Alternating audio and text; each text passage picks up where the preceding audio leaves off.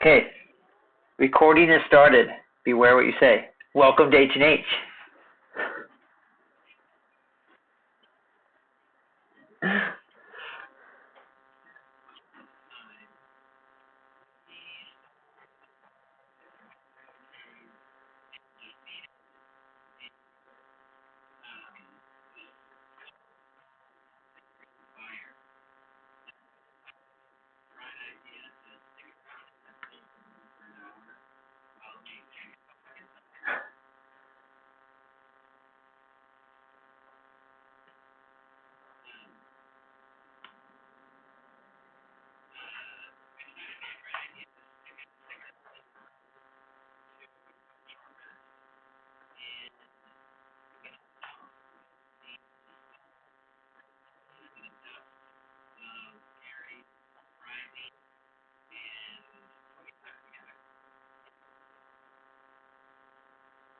So, you guys spent hours walking through the cave. You discovered a wonderful cave, a wonderful part that is full with fungus, all illuminating fungus.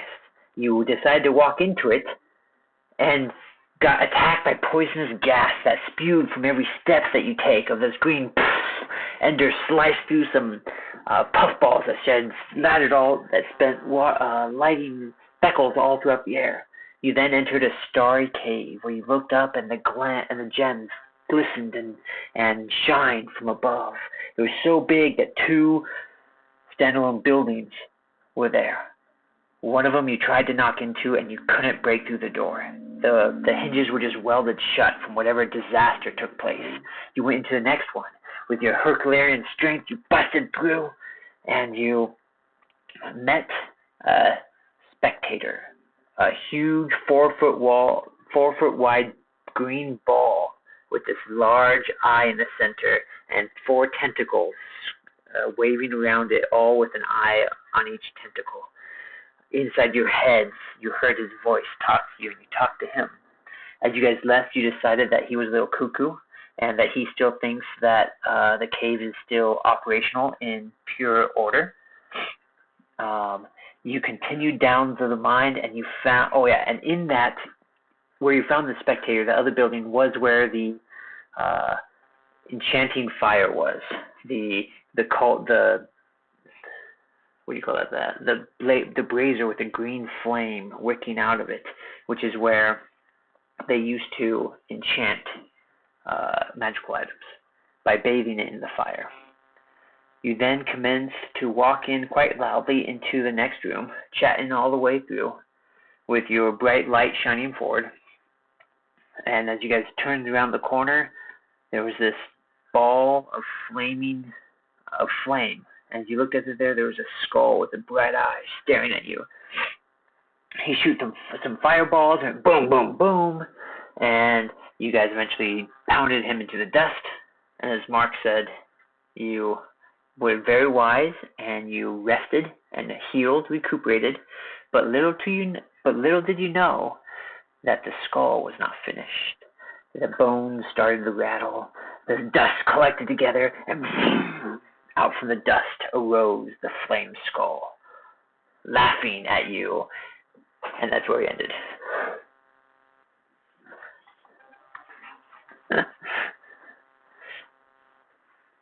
So, that catch everyone else up pretty well?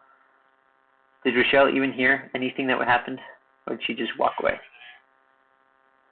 She's not even listening to the dramatic retelling of what's happening?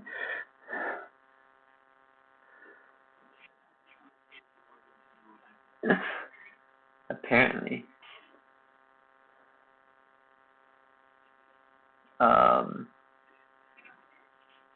12. So, clear.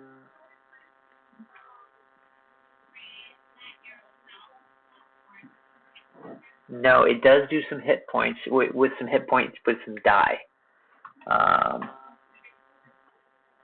We did that last time. And so, Shell, I already did some for you. So I think you should be good. But hopefully no one clicked long rest, because you guys only did a short rest. And you should be ready to go once more.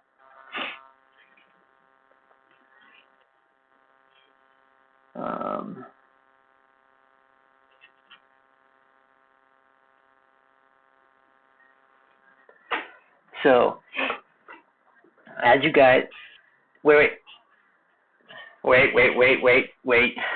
Is Rachelle ready? Is everyone here?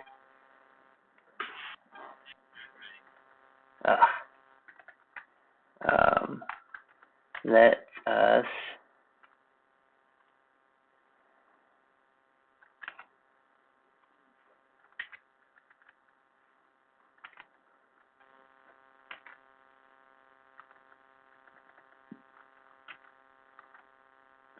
Where is player 1?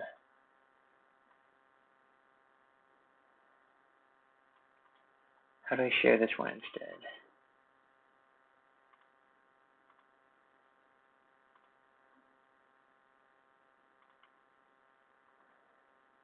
Player 1.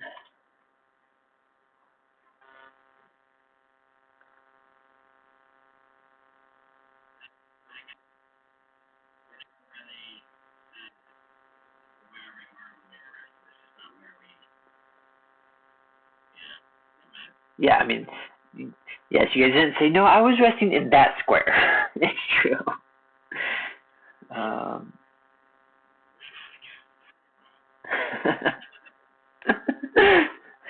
Don't take any thunder away.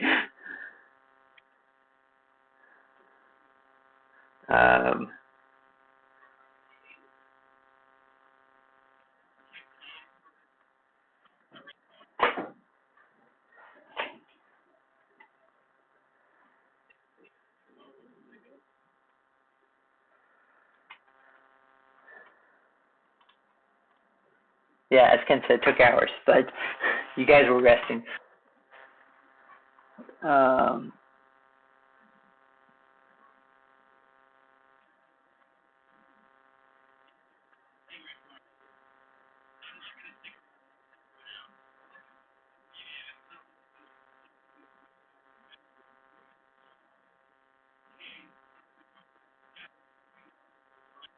No, it was not a slow connection. It was a boom.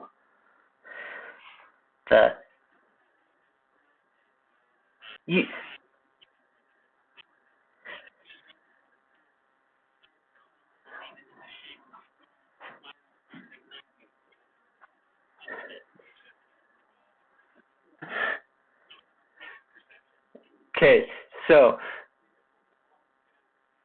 you're right. It's not like instantaneous, but it happens super quick. It's not like you guys are just lolling around and then there's like this slow dust that just goes. It was like a, and it like popped up and laughed. That's why we DMs don't like players.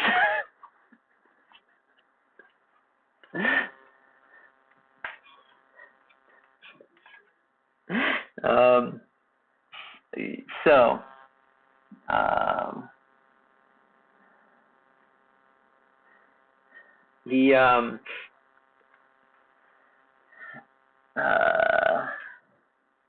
yes, so you guys are all sitting there, chillaxing. Ant-Man. Was that Ant-Man? Okay. Relaxing, healing your wounds, and from behind you, the green glow of this flame skull ignites, and when you guys look behind you, you hear this laughing as this flame skull booms up, and you see its eyes glowing red again, knowing what it means, and it goes, and so.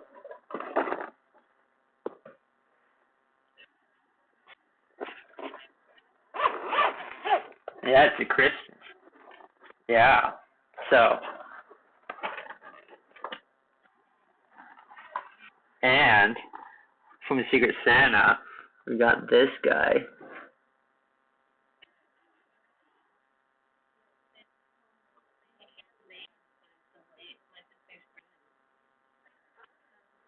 Shout out to Arcane Hollows and Emma for getting it for me.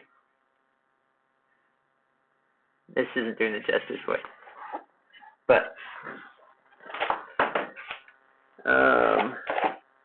I will roll D 5 and 5. Okay, who's number 5?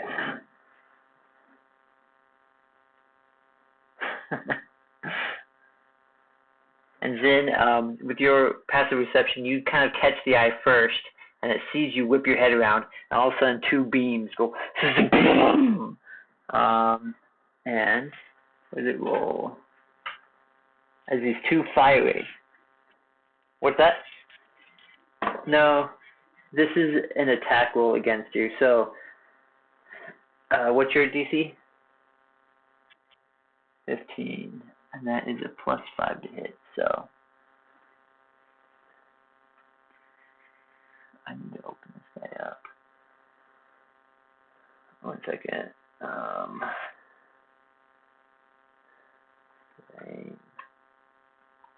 Goal.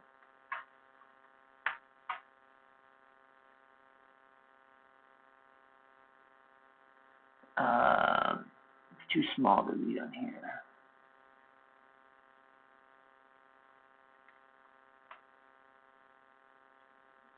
There it is. Okay.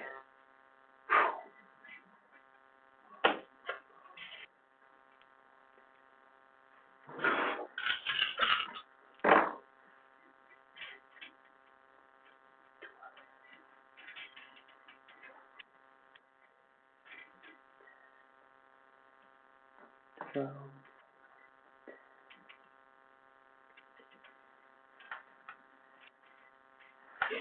and so as you guys are resting there, the flame pops up behind you, laughs menacing.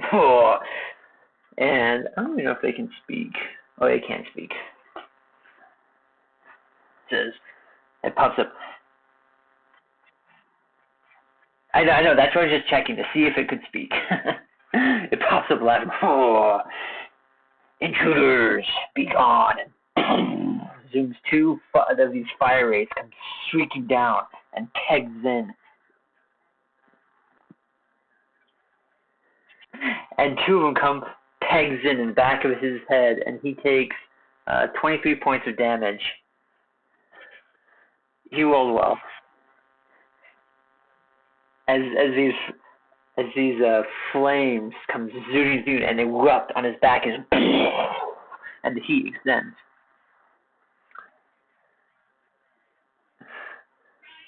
Yes.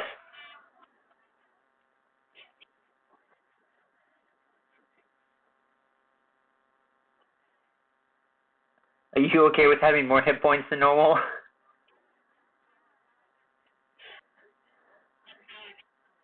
Yeah, I rolled I healed you guys because you bounced, and so yeah, I healed you with your short rest points and Tinks healing and your inspiration. So, would everyone like to roll initiative?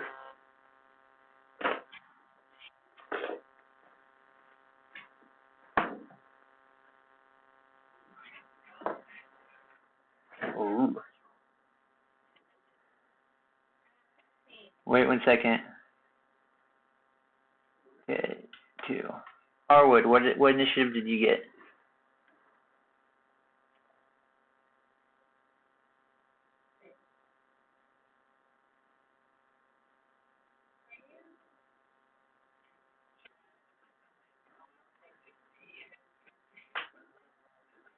Okay.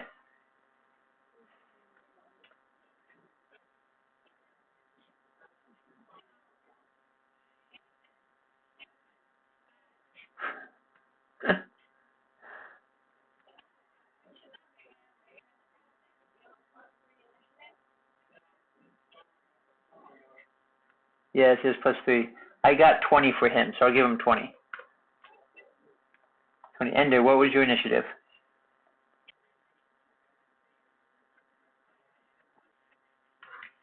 Okay. Kai?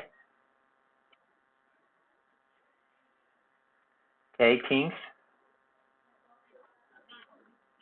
Nice. Zin? Alright. He rolled a 2.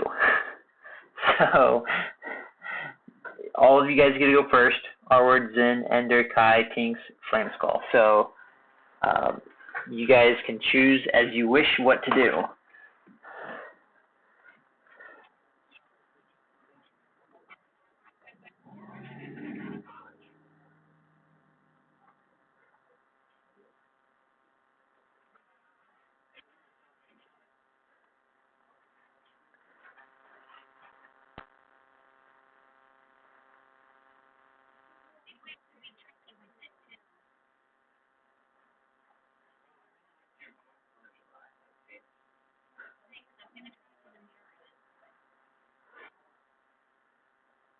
So, Arwood, it's your move. Are you standing up fighting? Are you fleeing? Are you leaving as it beckoned? Or are you guys staying?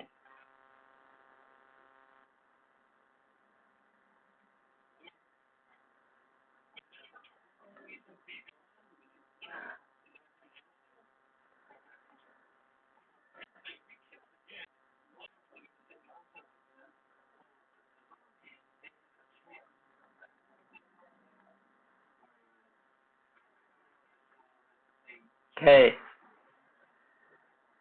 You got to keep moving. You can't just like do the entire like strategizing during the game.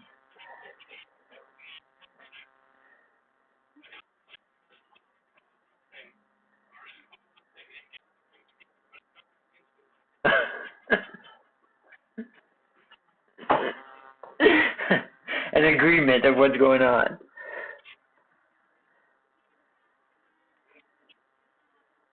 Well, it's Arwood's turn first, so he has 6 seconds. He could split, and you guys could not split. So, like, he could start saying, "What are we doing?" And then he could do something.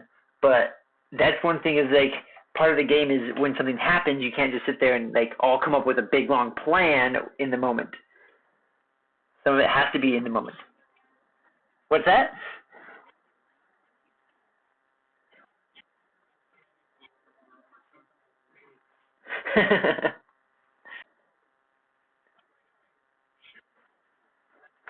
Okay.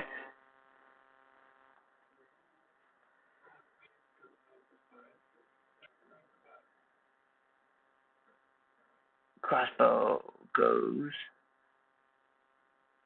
Come on.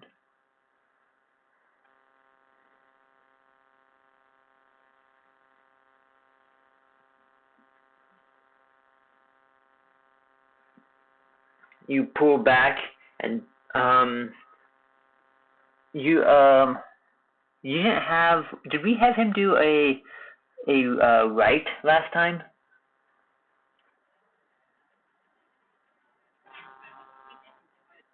I think we set it up. I think we made his crimson right on his crossbow. Yeah, so it stays around until he takes a long rest. So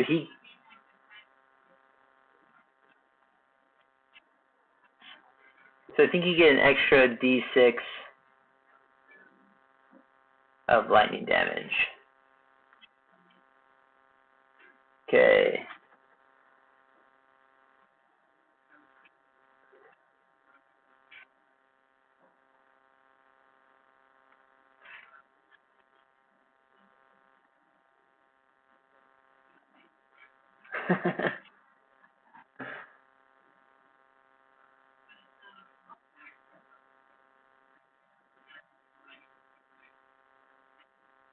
Yes, and as you go like, "What are we doing?" You release and you see the arrow comes and tinks and hits the skull and just kind of like shoots off. And it hits him, but it just kind of tinks and bounces off the skull. No, it still did damage. I'm just like so. It's just visualizing it. I mean, the arrow can either stick into it or it can hit it and bounce. So like it came in and grazed and it hit the skull and like continued reflected off of the skull's head and twing, with a little spark of electricity. Zin.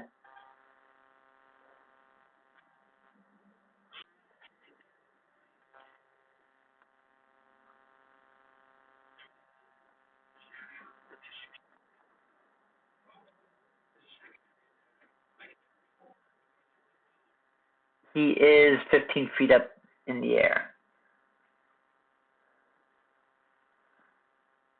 So yes, if you want to, you can attempt a acrobatics roll and try to jump 15 feet in the air and hit him.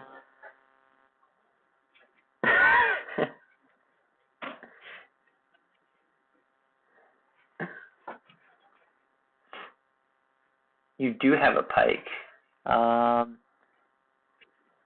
Pike has a 10-foot reach.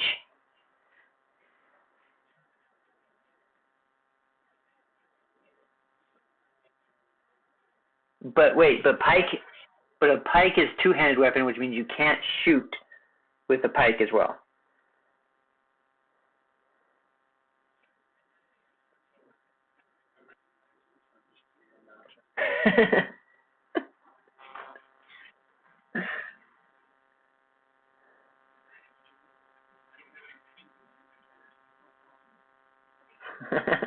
You can say your jaw.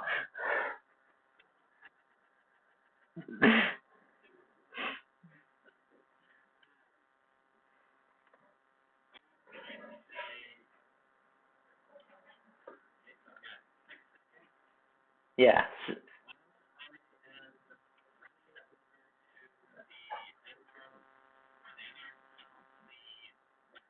This one? Okay.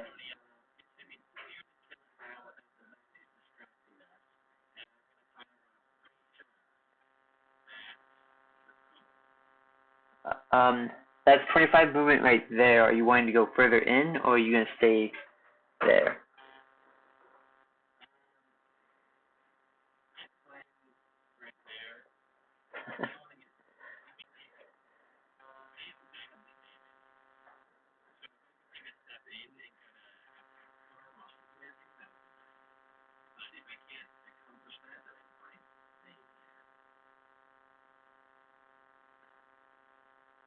Okay, so you can try to hide around that corner. Does that work?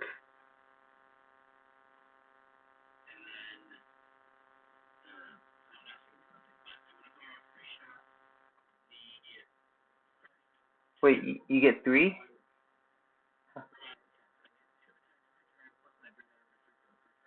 That's right. Thank you for that reminder.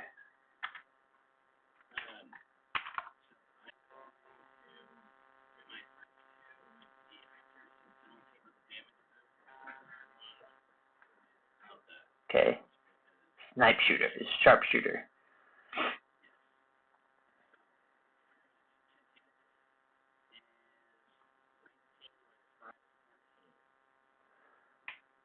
That hits. 14 hits.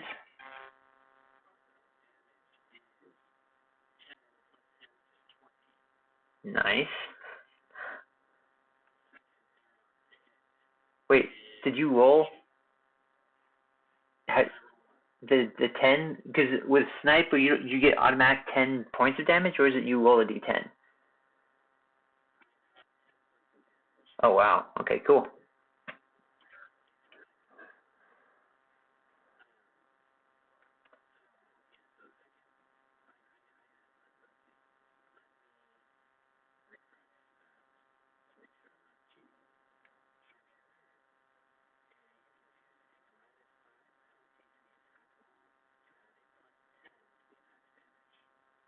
Yeah,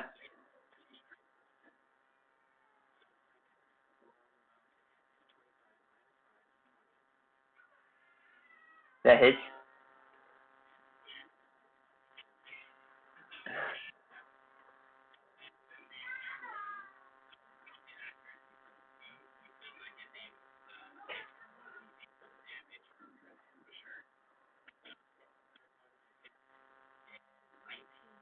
Hits.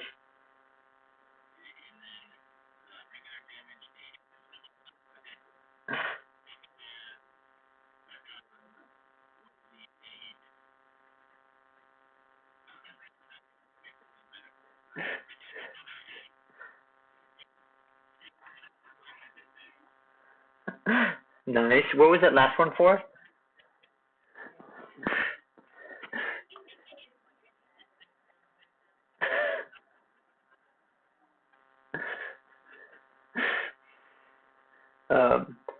With all these arrows ricocheting, you can see cracks forming in the skull as the flame is kind of now wicking through some of these cracks that's opened up as Zin, as the rest of you guys are standing up, Zin like pops to his feet and appears to be running away, but as he's running away saying, "This should be easier to kill him now," as he's running away down the hall, out of you guys' view, and you see these arrows pew, pew, pew, shooting out. And the flame skull is cracking and is definitely hurt. Ender, your move. 15 right now.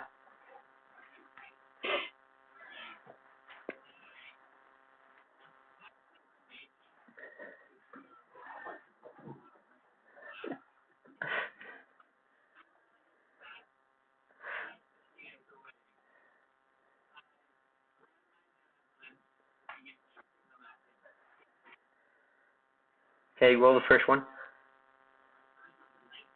That hits.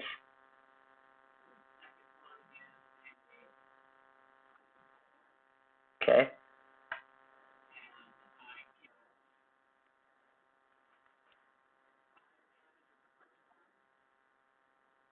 Okay. These javelins, and they're whips around, zooms them up. It goes like one of them he takes both of them and shoots them up, and one of them comes up and slices down along the side of it, it's opening up more, and the next one goes right up through the jaw and just hits down through the top part of the what do you call that, of the skull, and kind of cracks in half as it just falls down the ground. The flame extinguishes, and there's a skull cracked in half with this javelin stuck up into it, landed on the ground.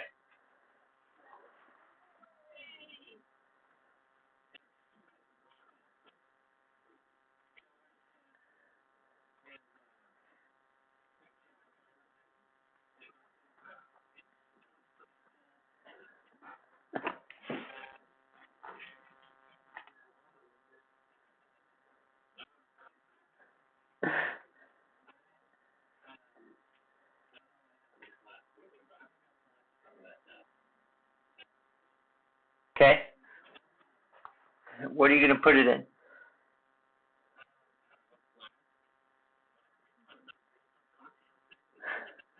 You exploded those. And those were from that you found those in the apothecary.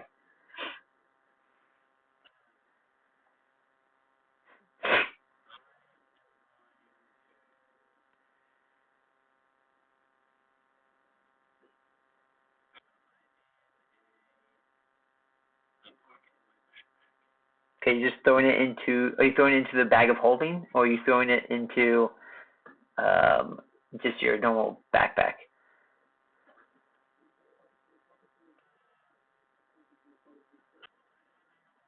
Okay, you're just gonna grab chunks of it and throw in the bag of holding. Okay.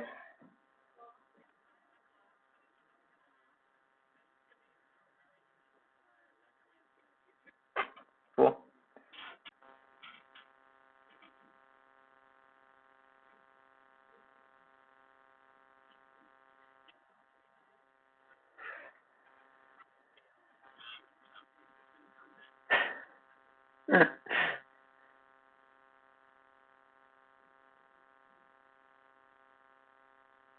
Okay. So you guys see Zin come running in after running away and start scooping up dust. into a bag. And he looks up at you guys like, what? It might be good for a necromancy.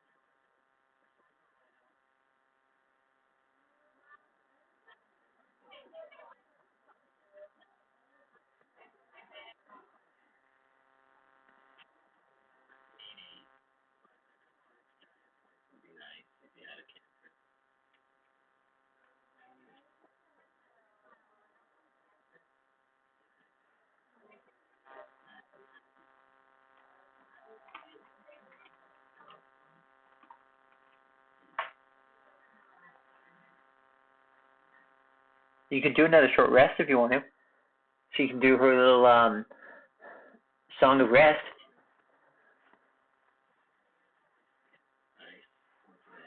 Okay. You didn't catch that fun? Yeah, you guys could just do another short rest right here.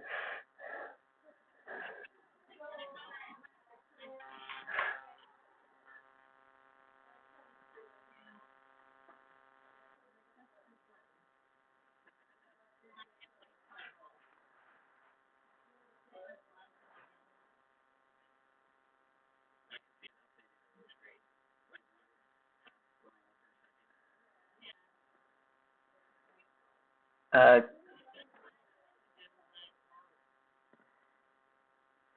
don't know.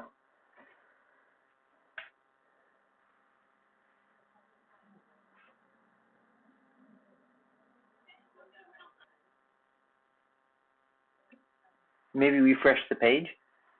Or exit? Okay.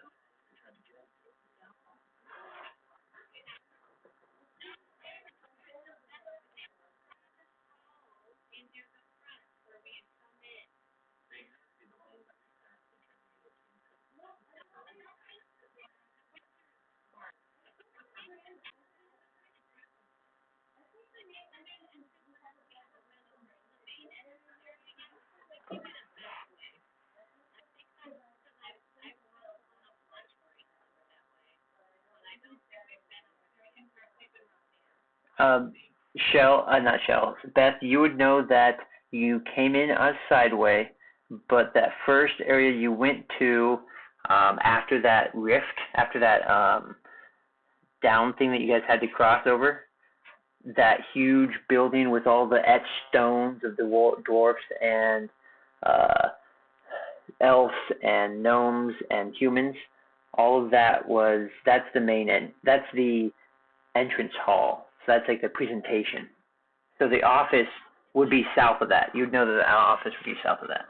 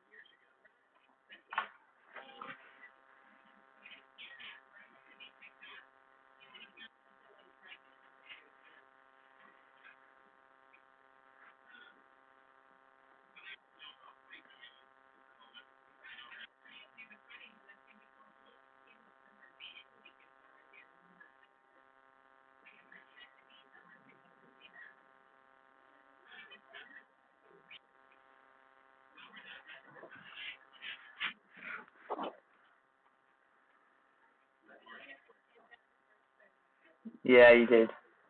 Yep. Yeah, Shell got an extra 20. It was a wonderful roll.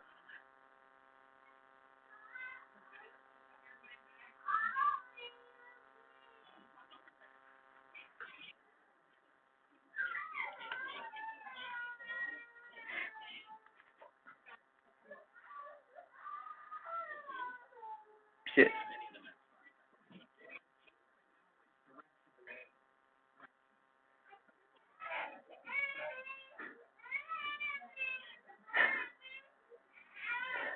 Um,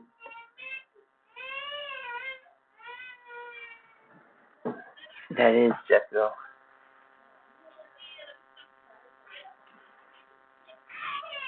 One second. You hear me, Jeffville? I hear you. I love you, my boy. How are you doing?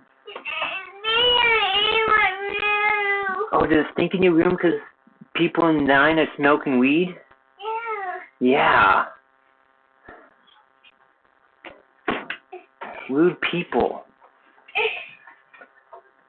I know, it's posted everywhere. And it stinks in here now? Oh, man. Well, what can we do?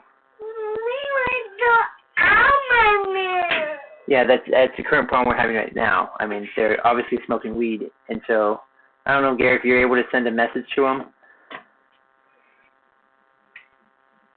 Yeah.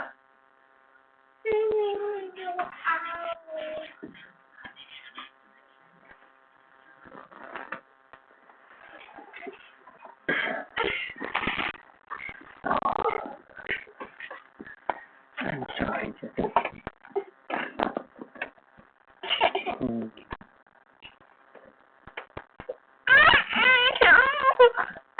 What's up?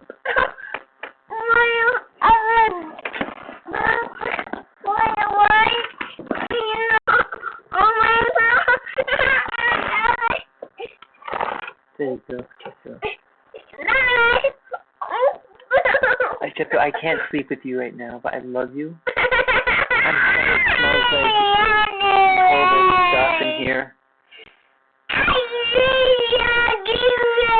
It smells so yucky in here. I wonder if I can maybe cover this up or something.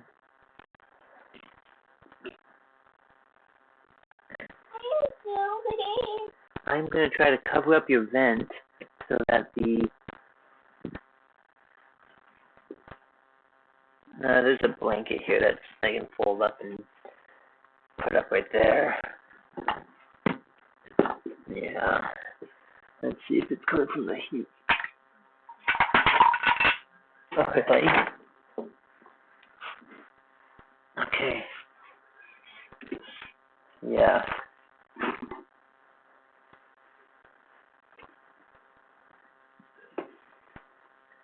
Okay there, Jethro.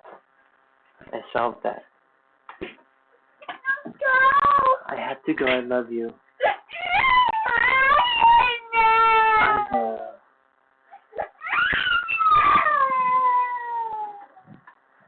Poor boy.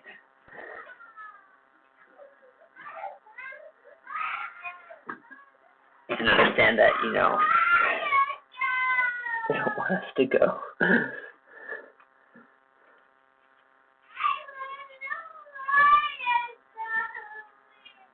He doesn't want me to go. He wants me to stay with him.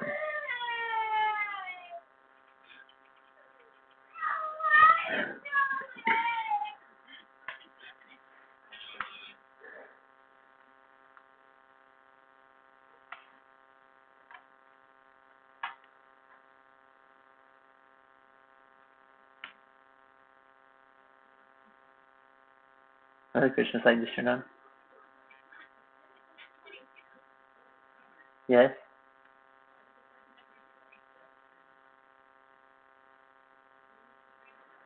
I don't know. Maybe it has like a random feature on it where it does like a random within, 10 minutes of it.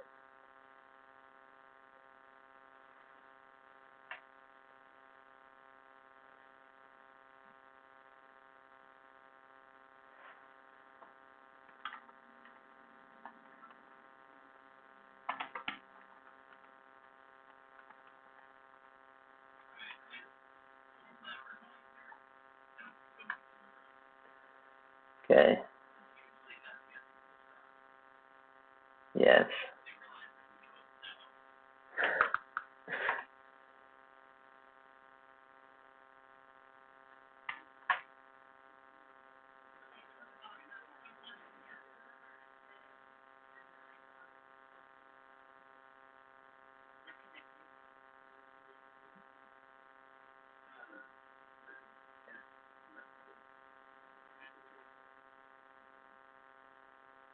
Yeah, we've had that issue, and so I even bought these like nice stickers to go inside the door, so there's no smoking on premise, all on the outside.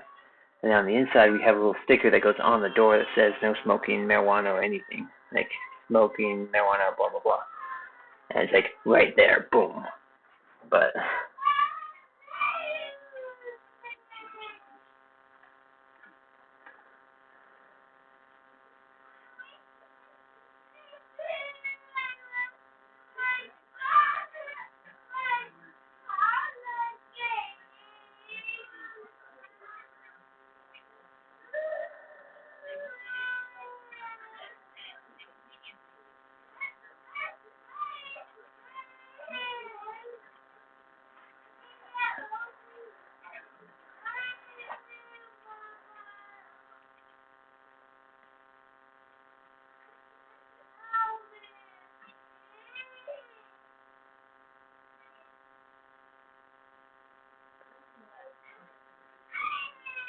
yeah.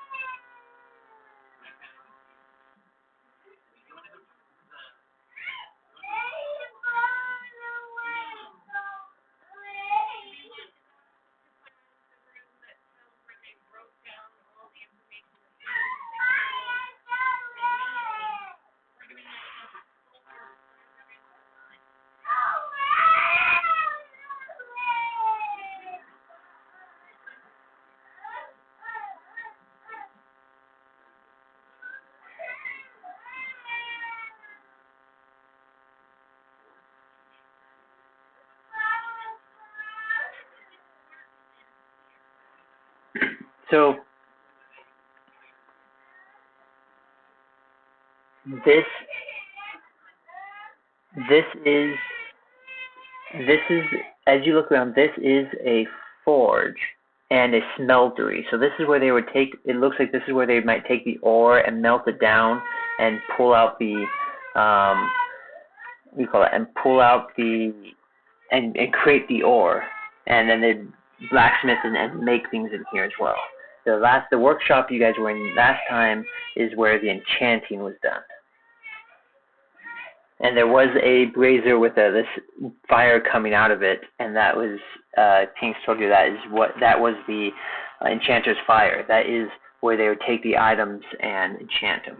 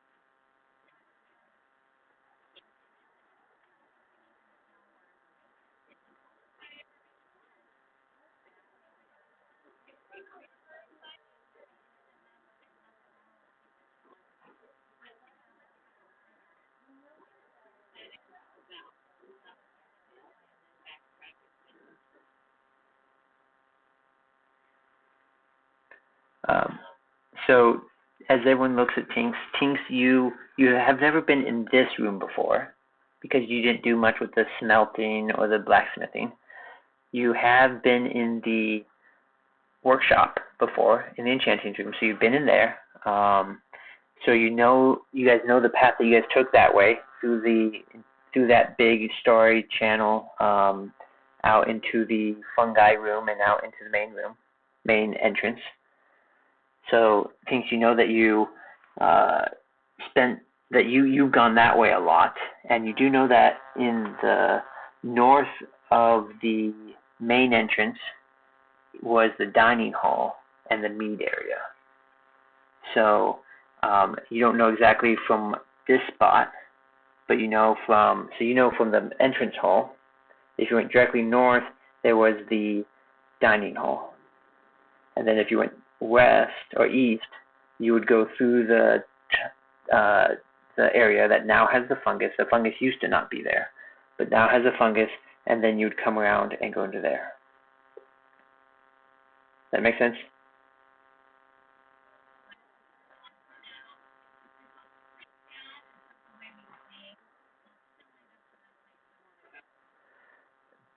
Tinks has never been in this room.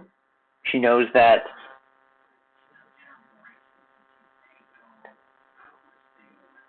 So so you guys came from the south, and you guys went east and north up into the workshop.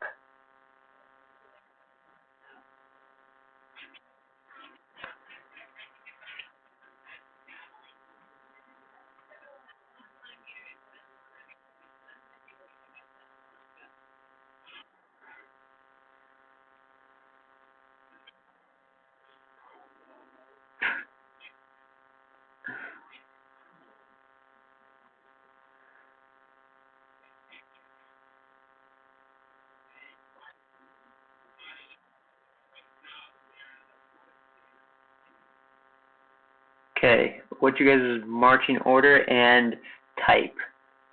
Or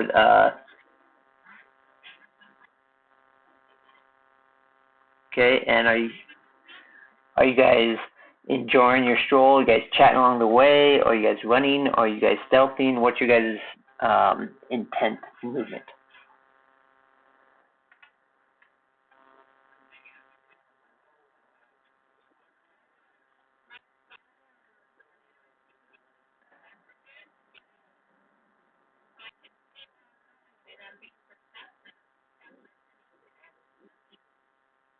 Okay.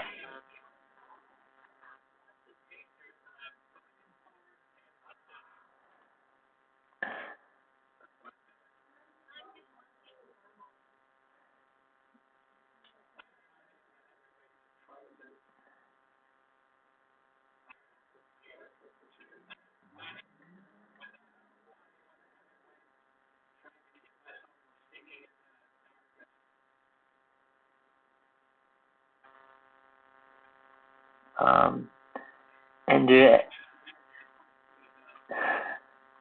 as you guys walk down, this area is again covered with skeletons and bones and remains of orcs and dwarfs and gnomes and humans as the battle ensued in here.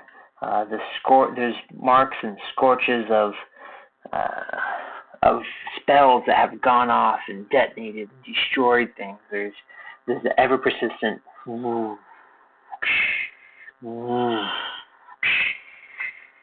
as you guys walk around, beating through the area.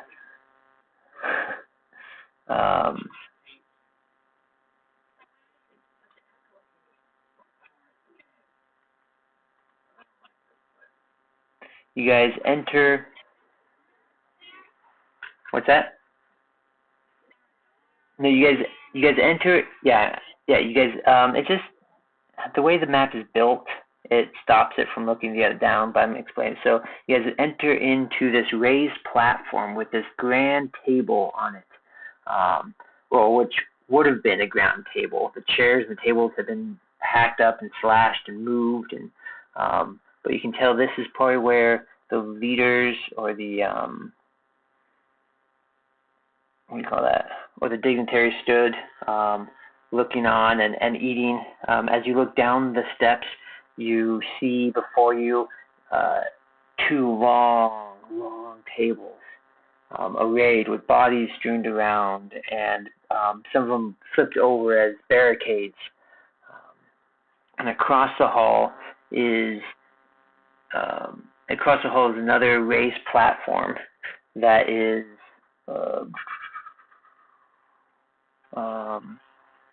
if I go like this, does it just show everything? It does.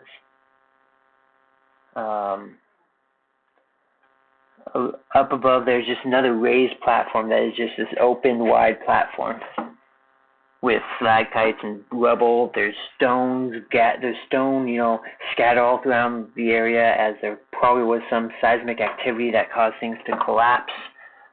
Stones matted everywhere, and you've entered into the gallery or the food area.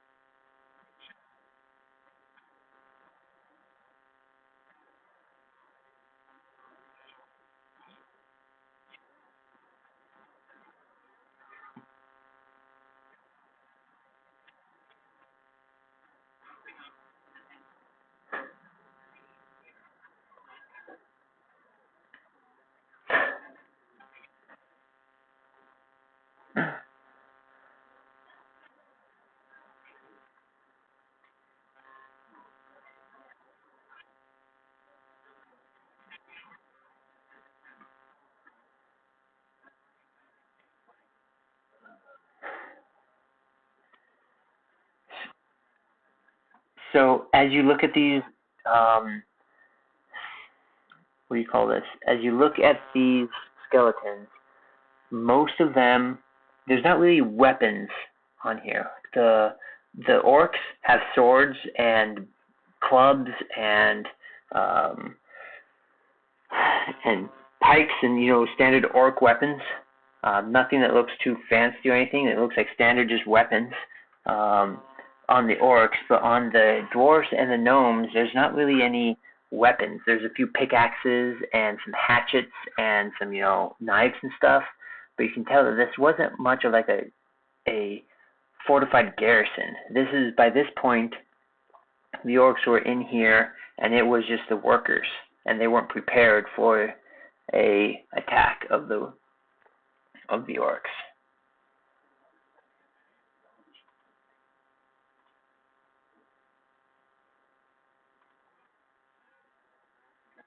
And so yes, roll and investigate. So you did that with one of them. Are you going to spend time to look through a lot of the corpses, or are you just going to do that one and be like, oh, whoops, and go on?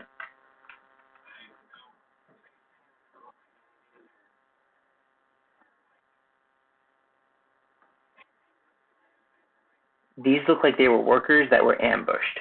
So there weren't like this isn't like a two like heavily clad armored force fighting each other. This was the orcs coming in prepared and have already broken through defenses and gotten to all the workers in this area.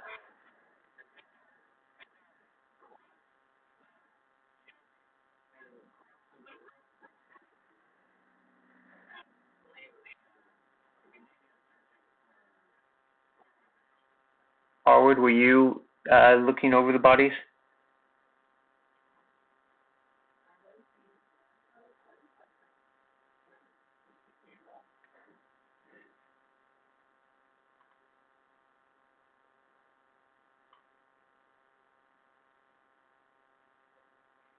And are you did you say crossrooms? So are you going south or are you going west up the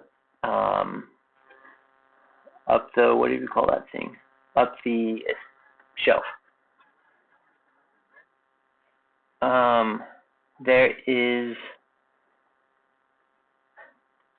a passageway. Does it not show a hallway right here?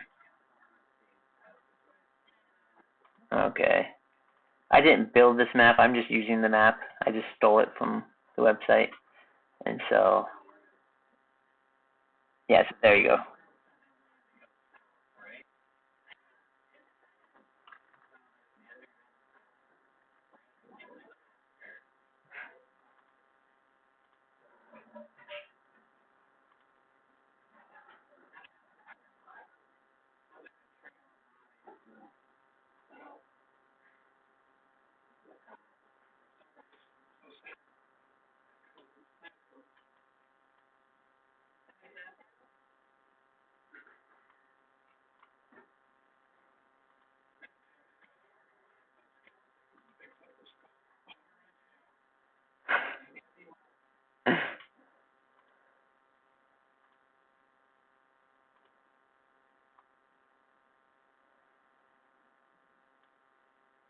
As you guys continue walking down,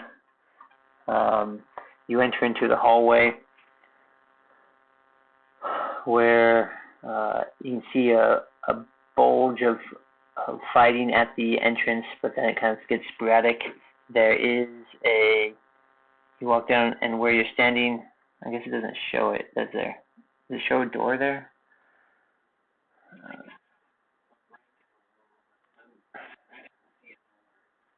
Okay. Yeah, but it doesn't let the light through. Um, as you look in, you see what was a storage area. Um,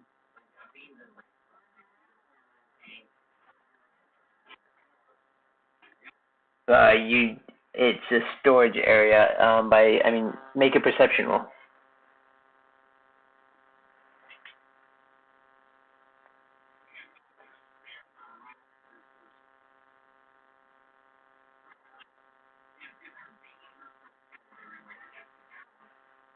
Yeah, so you do perception to see how well you can see. Okay. Um, despite the destruction all around you, it looks like this area wasn't touched much in the battle that ensued, and it was a on the eastern side, the walls kind of collapsed down, and stones have come and crashed these boxes, and it looks like majority of it was food of mass, and you can see that there is a door on the north side that is closed, but this looks like it was a storage spot for mainly food that has been smashed and and sat for 500 years.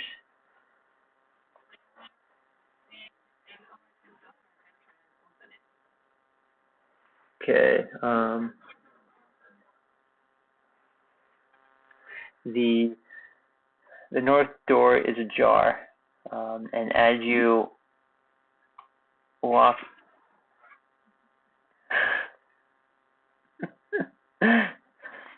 it's a really big door shaped like a jar. And as you open this ajarred,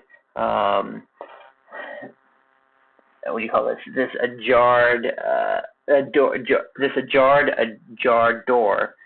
You peer in, and with a little light that you look in, you can tell that it is nicely stacked barrels.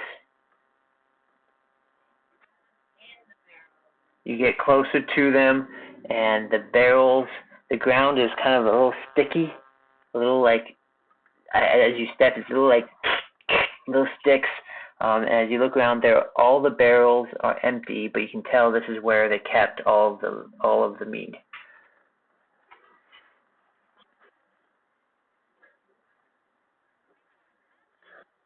Jealous? Yes. Mead is a alcoholic beverage made out of honey. Oh no, mead.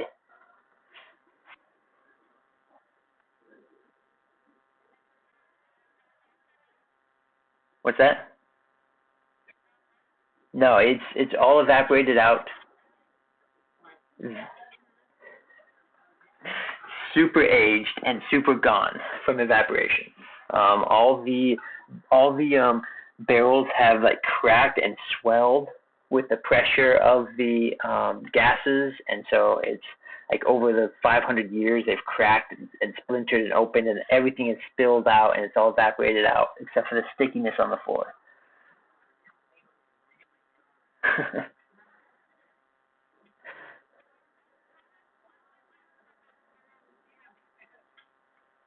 um,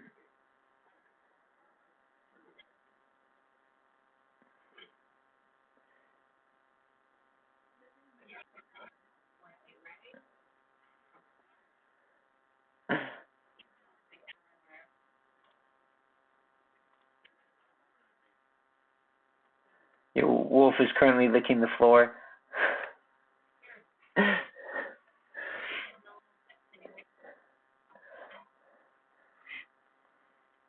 um,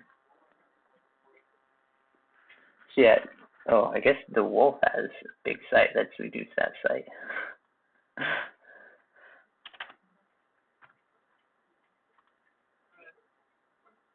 So yeah, it is a storage room that's a good size. I mean, it's a 20 by 20 foot room that is lined up and stacked pretty well with barrels and kegs.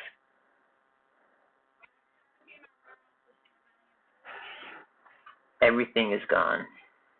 Everything is evaporated.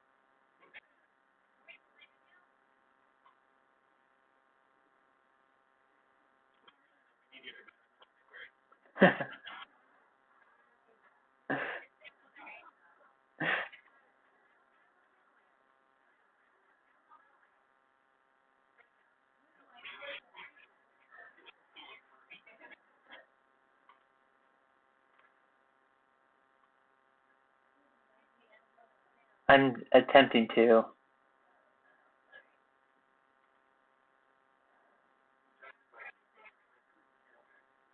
Sounds like Mark needs to send me the laptop so I can move things quicker.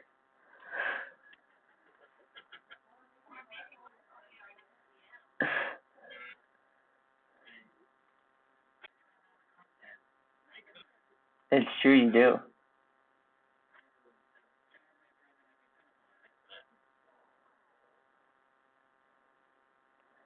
As Ender continues walking out with his great axe out, he comes to a passage southwards. As he looks down, he can see that it appears to be the etched carvings of the dwarfs and the stuff, dwarfs and gnomes.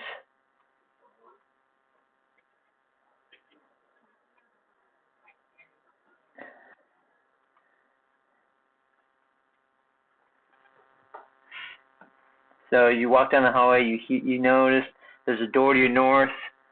There is so you walk down to the door here. You can tell that this is the ground hall that you guys have been to, and there are passageways over here. As you look forward, it looks like there's a cave-in and has been blocked by a cave-in directly in front of you.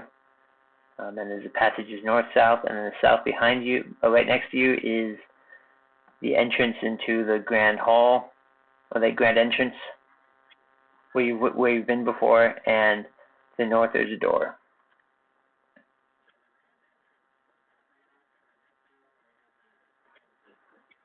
Yep.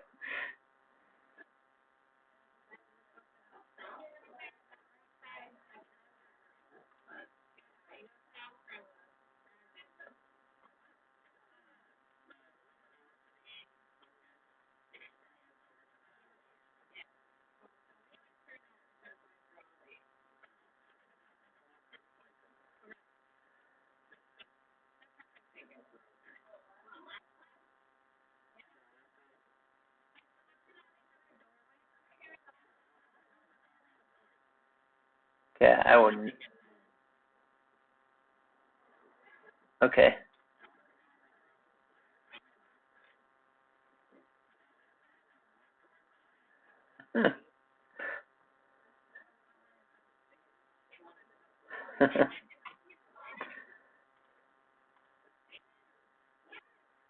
Okay.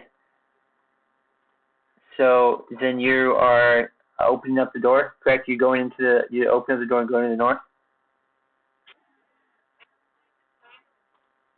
Okay.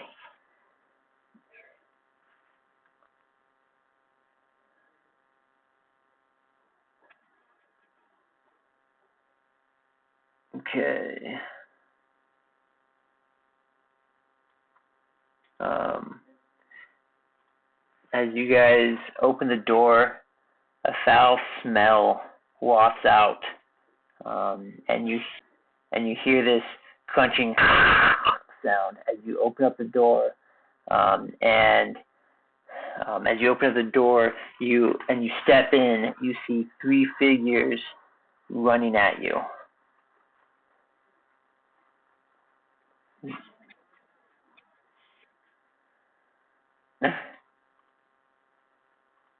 um, they are ghouls.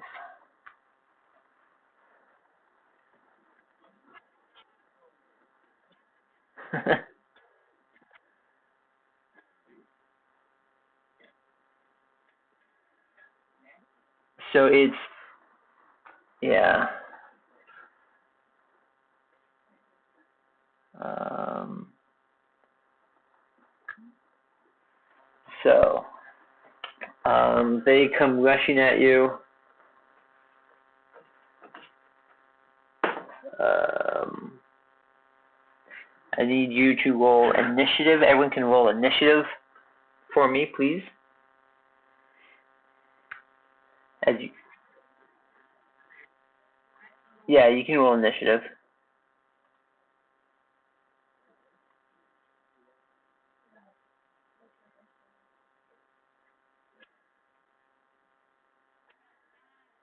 Okay, wait 1 second. Kai got 9. Arwood, 9. Okay. Ender, 8.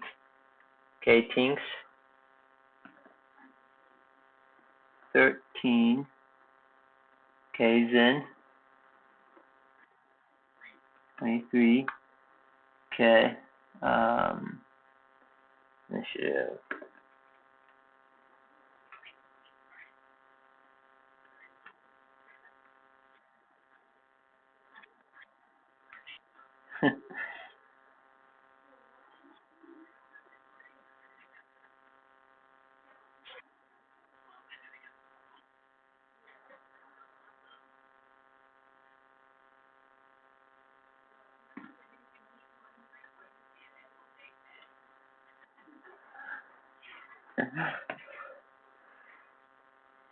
Okay.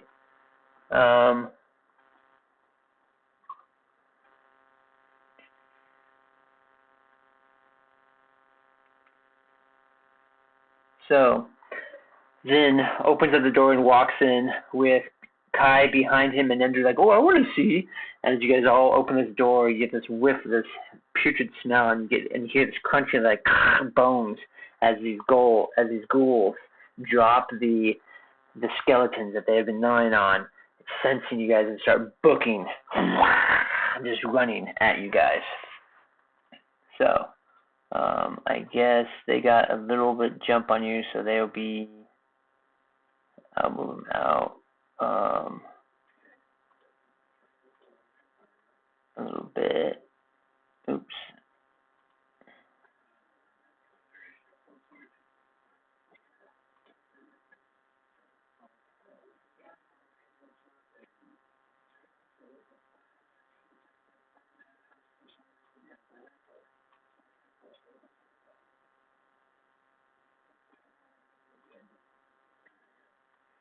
Well, I can look in 1 second. I'm curious what the definition of there is too.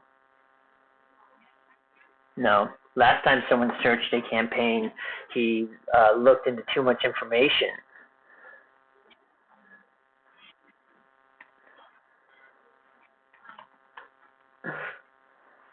Mister, I have contacts of everything. Just let me snoop around.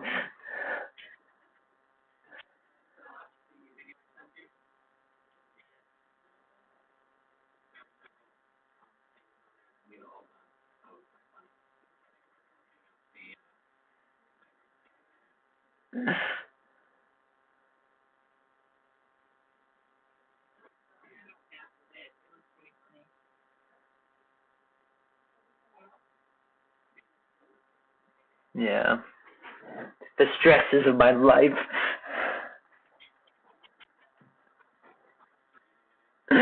So,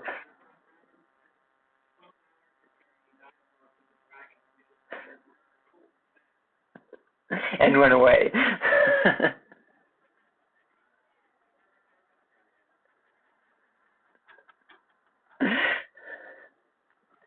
So, Zin, you go first. Yep, Zin, you're up first. Okay.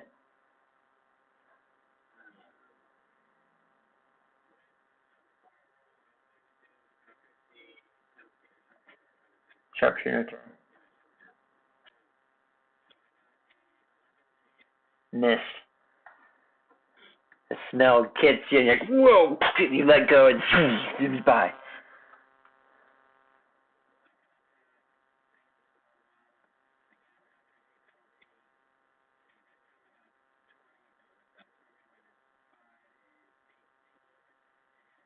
18 hits.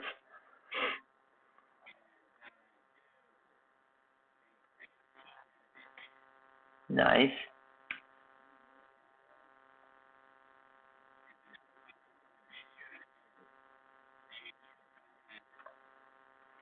Okay. It is not down.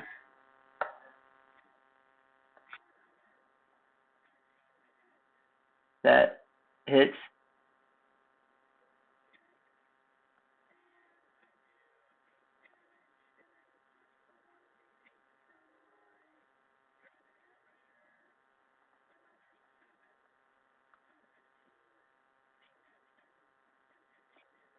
This is 18, the first one. How much was the second damage? 15 total. Okay. You come in there running at you, and you take these arrows. One zooms by, you shoot the other one, it hits it. You take the next one, and it takes it, and it stumbles on your feet, just a few feet from you, like sliding into you.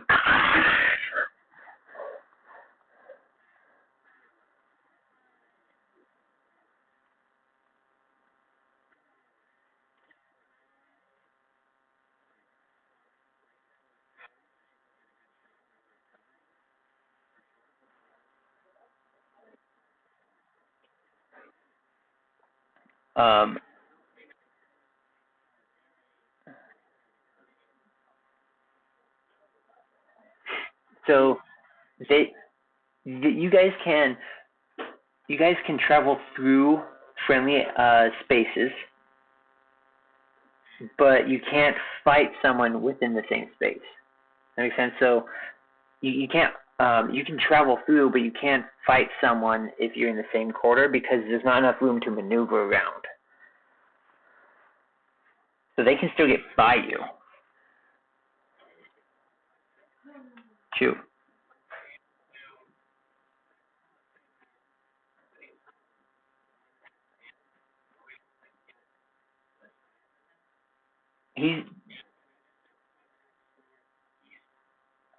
Yes, this guy's dead. So it just becomes, so you can step, so if he was alive, you could, skirt around like that, yes.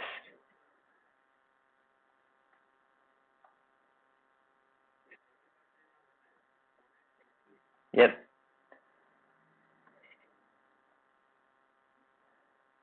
Okay. It is a ghoul for,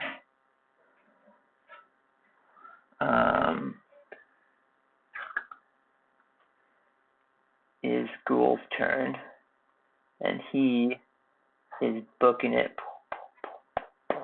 and he just keeps running the same direction he was going, right into that doorway, finds Kai there, and he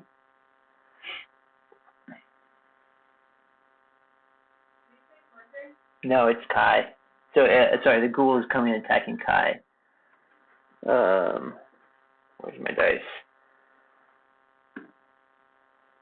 Kai, what's your AC?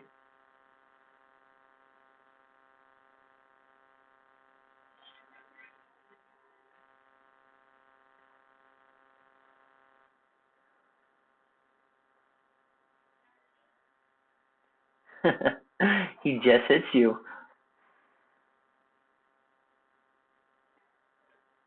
I need you to do a Constitution saving throw.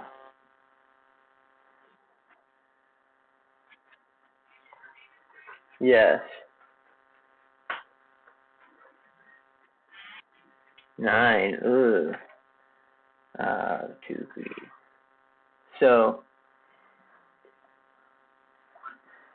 this ghoul comes running up to you and just kind of and it comes out with its claws and scrapes you. And as it scrapes you, you can feel its dark necrotic energy seep into your body and attack your mind and your limbs and stuff.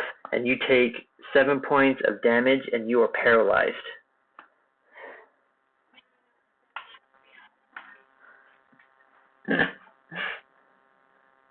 So just so you know, a paralyzed creature is incapacitated, so you can't move or speak.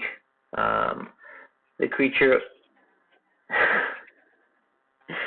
automatically fails strength and dexterity saving throws. Attack rolls against the creature have advantage, and any attack that hits the creature is a critical hit.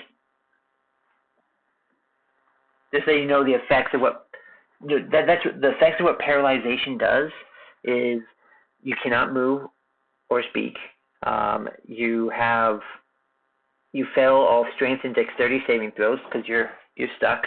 Attack rolls against it has advantage, and anything that does hit is a critical hit.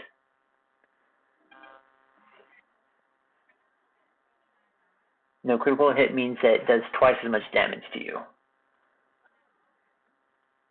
You are... Yeah, so she is currently paralyzed. Alright. And that ghoul comes up, slices you. You feel this necrotic just seep into you, and you're just like shaking and in it. Arwood, your move.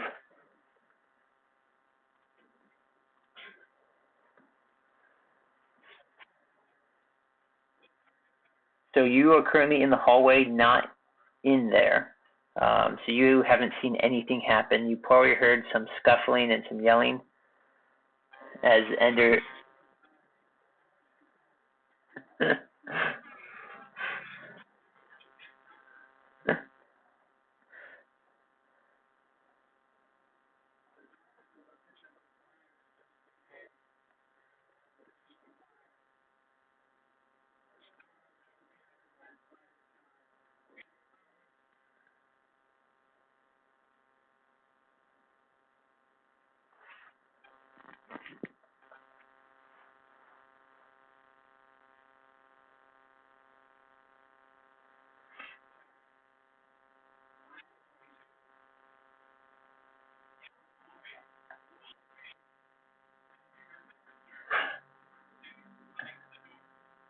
Okay, make an animal handling check.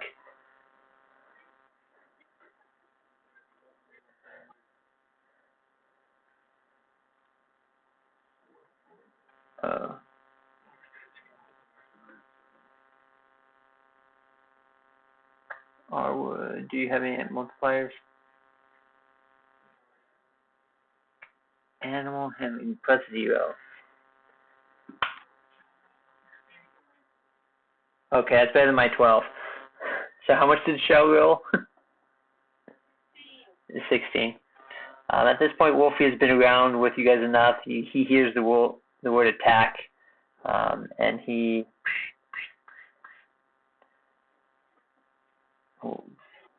5, 10, 15, 20, 25.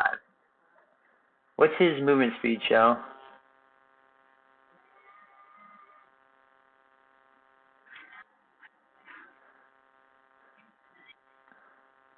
Wolf. Movement speed 40. 5, 10, 15, 20, 25, 30, 35, 40. He is coming, bolting in here.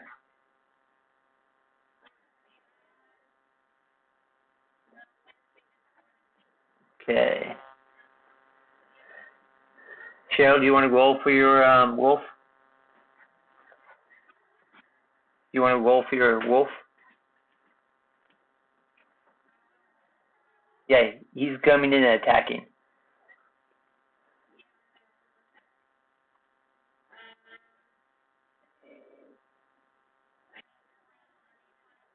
Yep.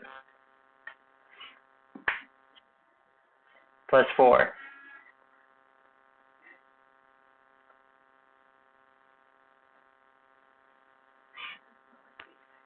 Yeah. That hits.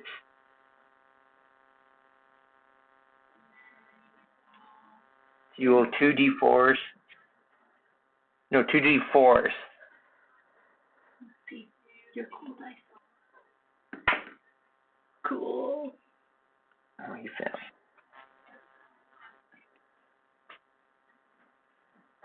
Yep.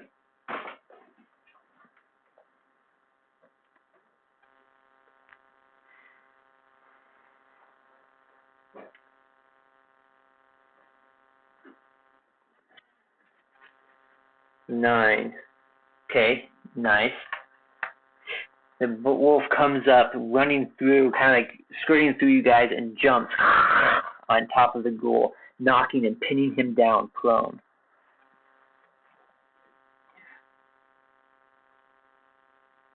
So this one is now prone.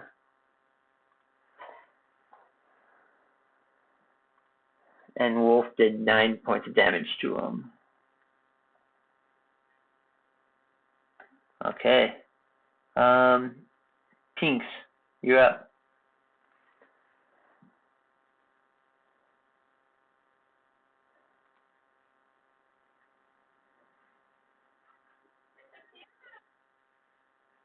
Oh no, Tinks.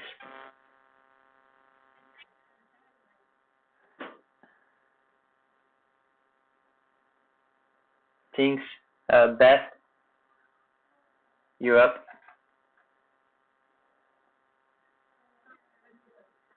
Yep.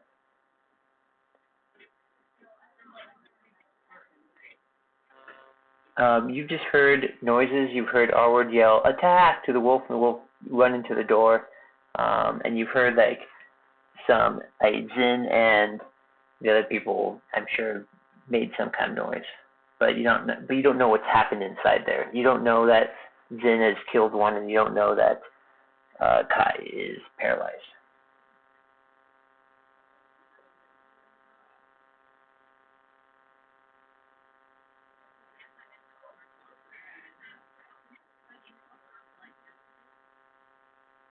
What is your movement speed?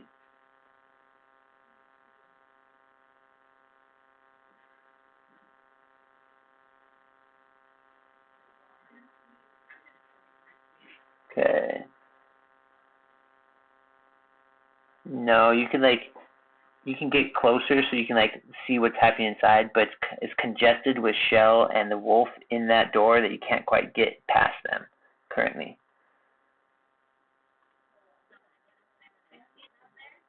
Yeah, so you can get up kind of in the doorway, and you can kind of look like you could get like right there, like you're still behind Ender, but you're looking in. Okay.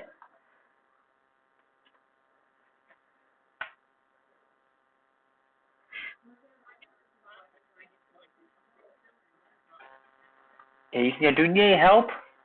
Um, Ender, you've seen things, and Zen can probably respond.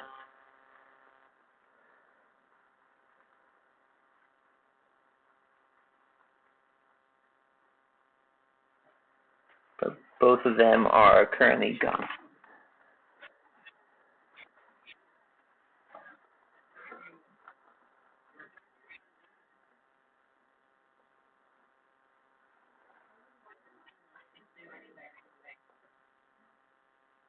Yeah.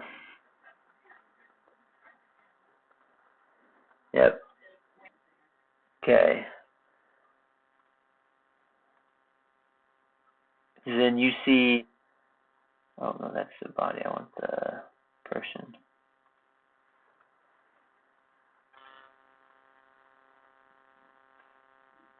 Then you watch this ghoul comes running up over the beds and jumps onto the bed that you are on and comes slicing down on you.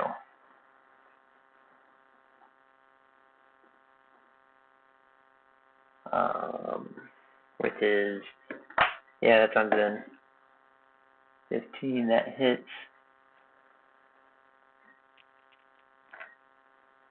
5, 6, 7.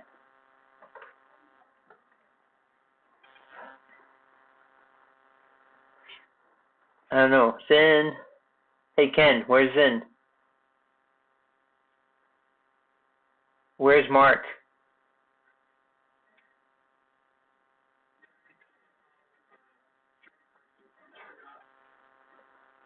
Okay.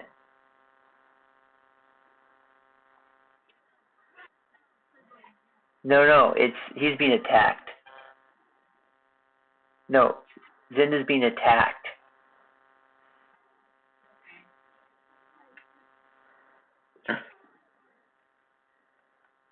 Okay, Zen takes.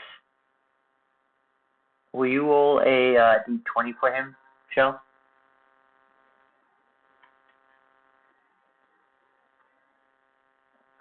His Constitution saving throw. So that would be. I guess I can. No, it's better if you guys roll. It's Constitution saving throw is +1 for him.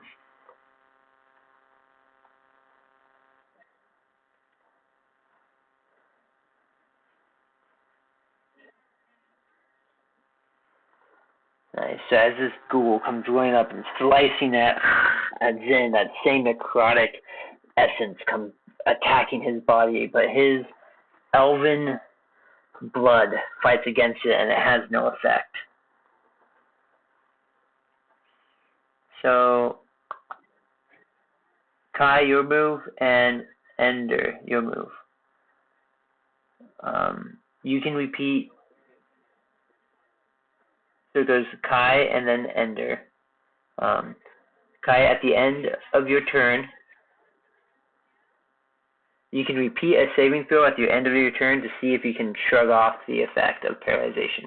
So, Constitution saving throw.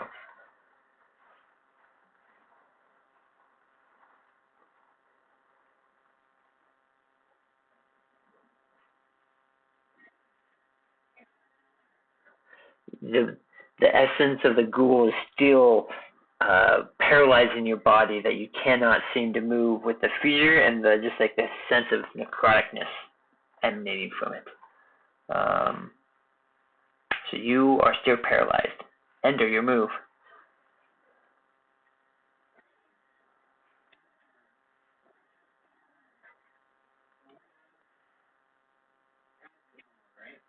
No, Kai is the purple one that you can't see because Wolf is over him.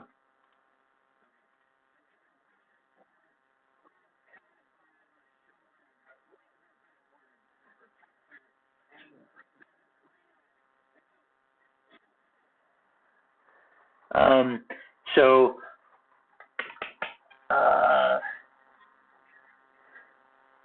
make a strength. What would that be? Acrobatics? No, athletics. Make an athletics skill check.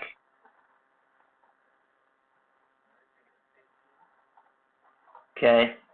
And that can be. We can take that as your movement. So you run up and you throw her back. Let's see here. She's able to.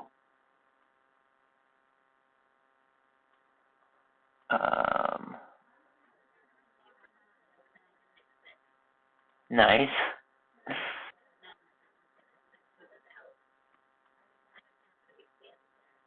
Yes.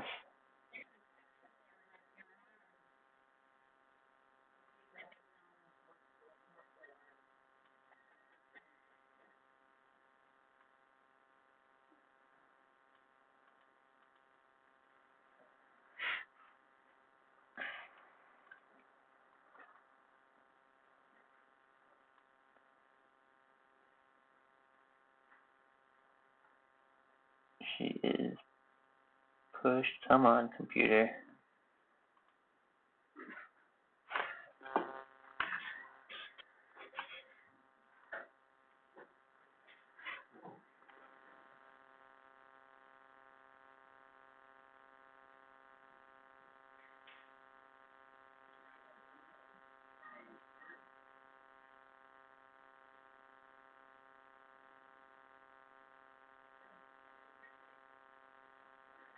Okay, Ender, the ghoul is currently prone down as the wolf knocked it down, so you have advantage on your attack.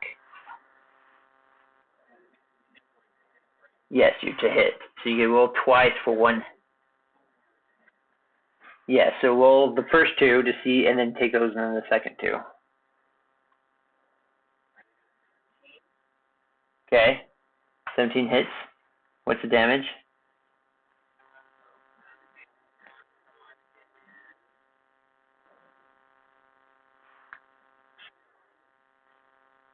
Okay.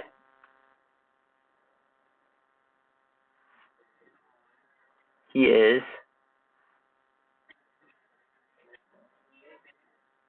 That hits.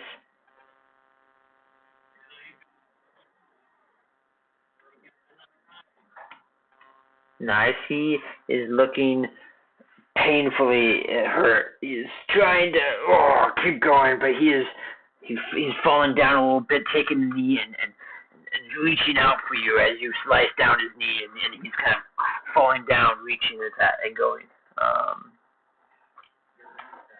I know.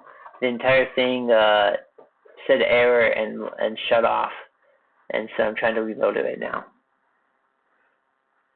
You know, it's one of those days of technical issues. Zin is up.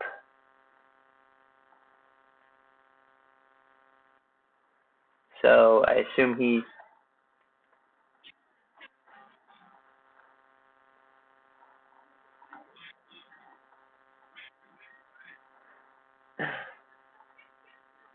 Pew pew. And is he going to attack? He's probably going to attack the one that's right on him. So he's going to probably... He can't do his longbow because there's a person right against him. So he's probably going to drop that and go...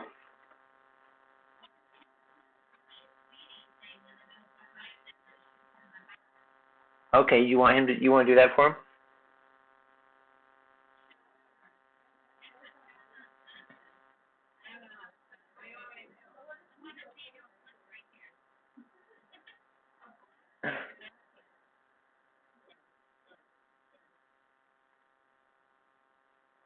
Okay.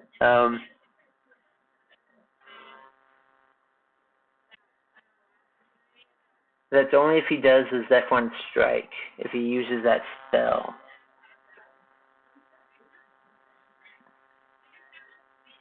But it doesn't reduce opportunity attack. It just allows him to go quicker. No, it doesn't even allow him to move quicker. It just allows him to jump further and higher.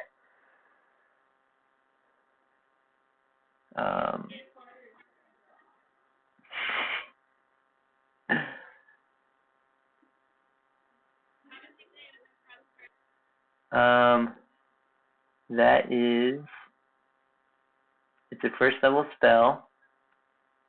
So he has 2 spells. He has 4 total spell slots, but only 2 left.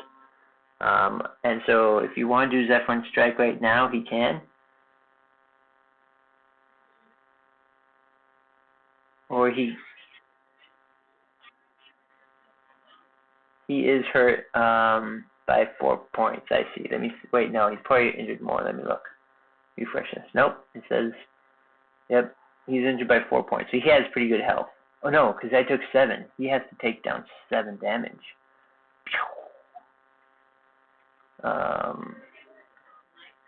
Yeah, he has 2 swords. He has 2 swords. He usually brings out to attack close up. Okay.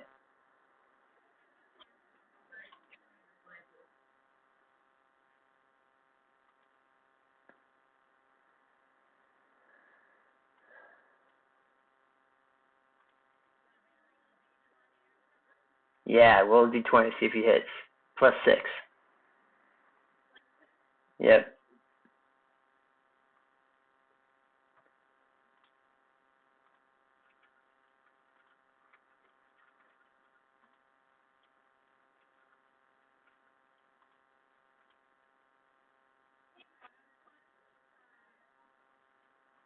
Nice. 2 roll damage. 1d6 plus 3. A 1d6 plus 3.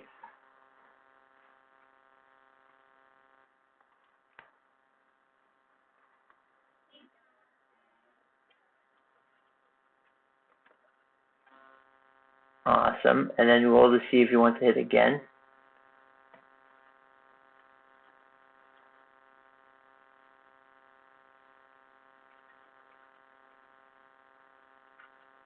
Gary, your typing is coming in strong.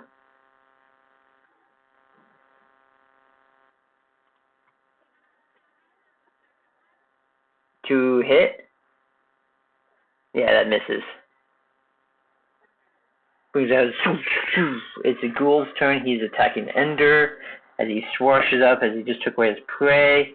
And as Ender is pretty much nailed him down, he's falling to the ground, and as he falls, he swipes, but he misses as he comes to attack Ender. Arwood, your move.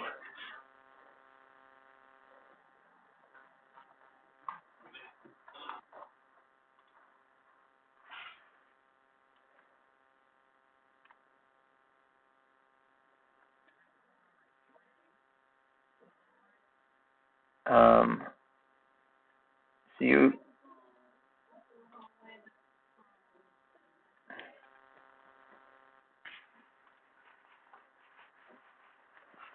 Yeah, so in the entranceway where Ender is, there is a ghoul that is knocked down prone.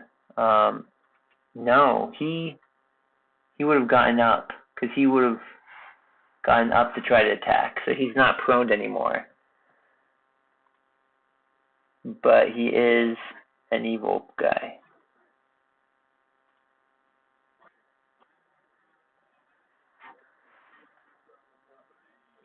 Okay? Come on. Make you roll. See if you hit.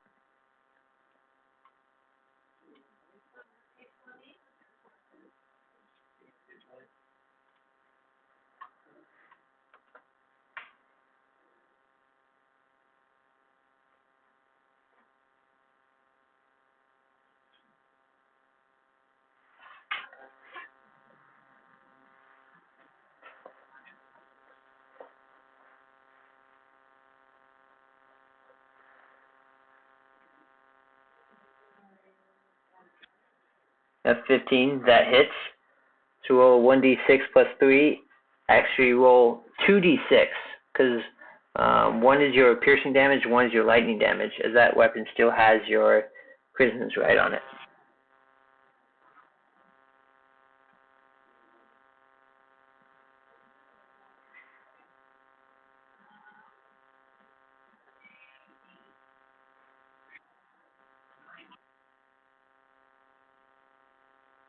Nice.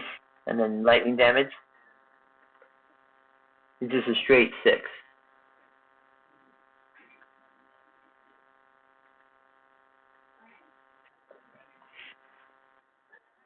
Oh no, you already did 2d6? Okay. So that works fine. So we'll just take those 2d6s. And as you peek around the corner, you pull out your crossbow and let go your arrow. It sparks with electricity as it flies out of your hand crossbow and sinks into the falling ghoul, and it falls to the ground, twitching with electricity. It is dead.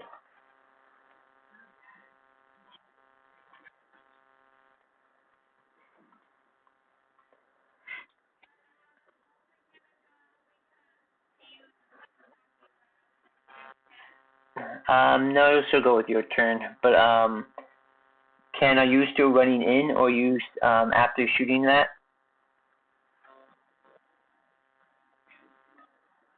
You are down here.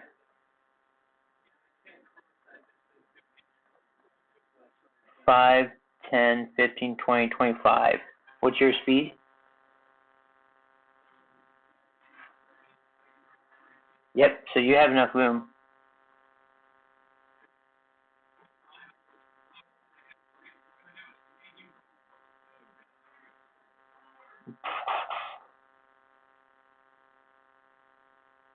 You,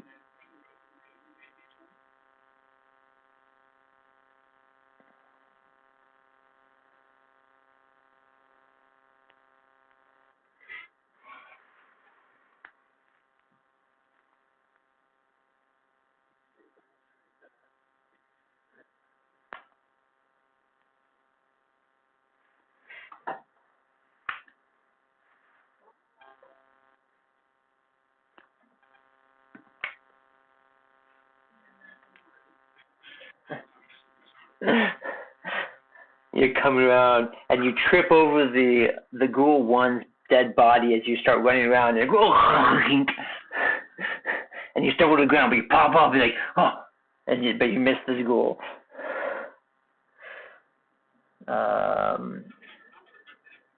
It's Tinks' move.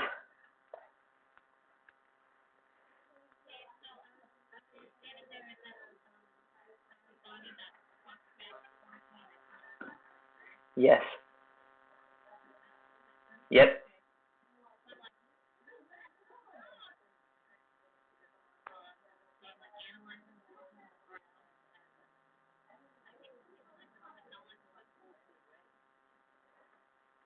You can tell that she's paralyzed, that she's not moving. You can make a medicine roll to see what your.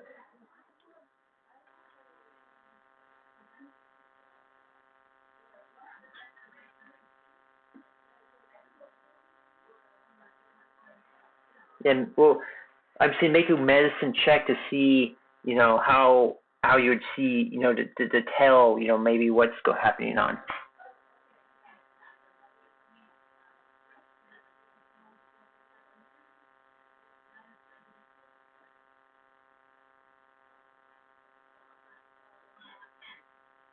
Ten. As you look over, you can see the wound that's kind of festering on her arm as she got attacked, and you can tell that she's under a temporary paralysis. So it's nothing permanent, but it's definitely something that's just temporary that's caused her to seize up for a little bit.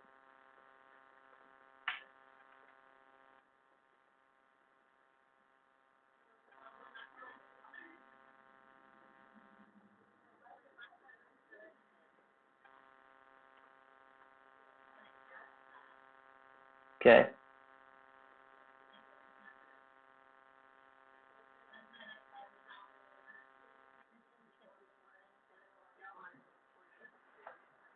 Yep. Yep.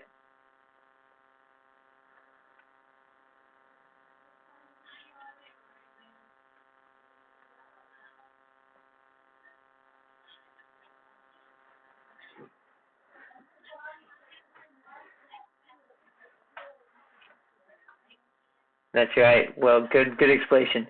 Ooh, good dramatization there, Rachelle. Tinks, thank you.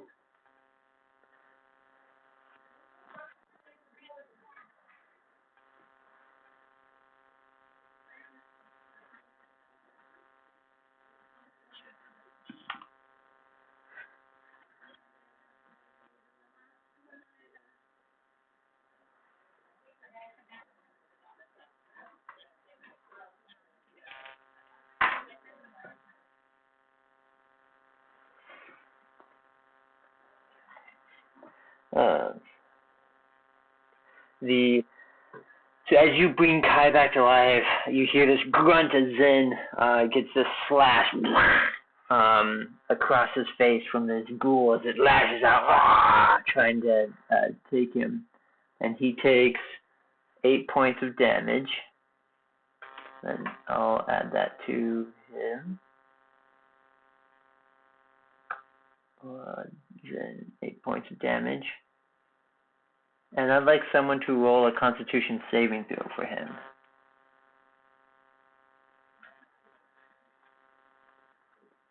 So a D20 plus 1.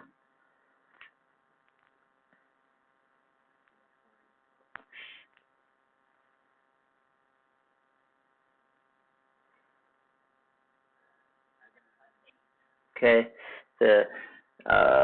The ghoul comes and scrapes him, and then the wound starts festering. But again, Zin's elven blood seems to repulse the effects of this ghoul.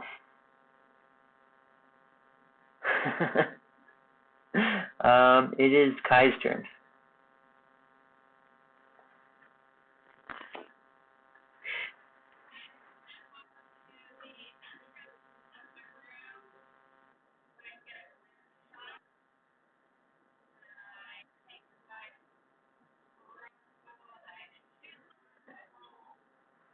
You will either have to go into the room, like kind of go up on the opposite side of the room, like opposite side of Zin to be able to shoot, or you're gonna have a really big disadvantage because of the angle and shots and people standing all around.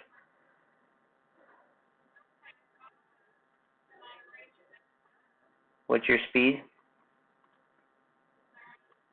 Yeah. 5, 10, 15, 20, 25, 30.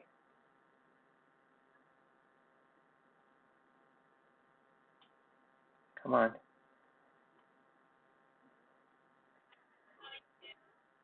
That hits.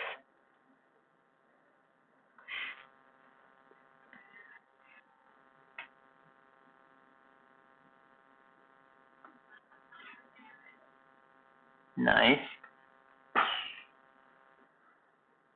Anything else?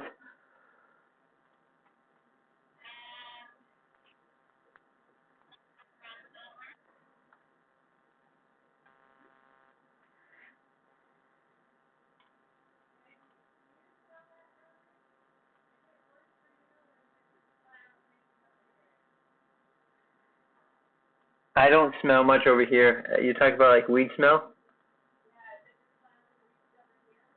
I'm guessing so. The air just kicked on, so it might be pushing it further into there. So it might just have reached over there as the air kicked it over.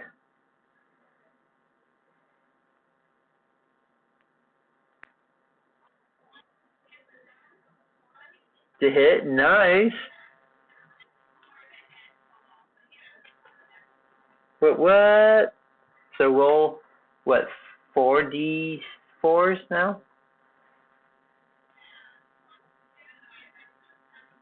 Yep, just the +2. That's not double, just the dice. So 4d4 +2.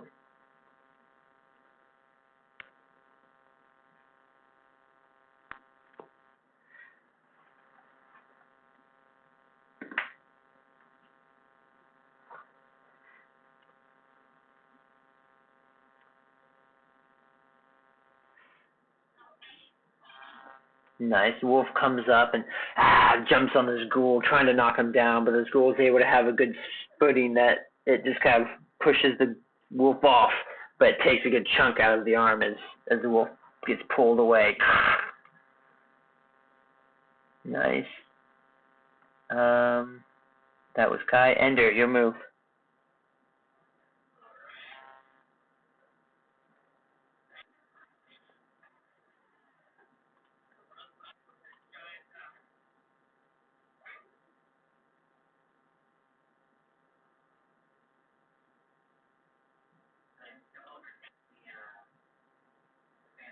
No, because this guy's not prone. This is a different one you're attacking.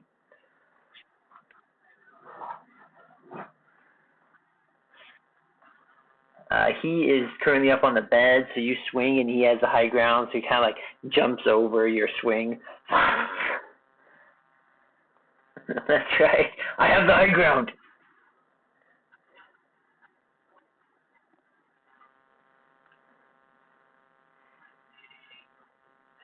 That one hits.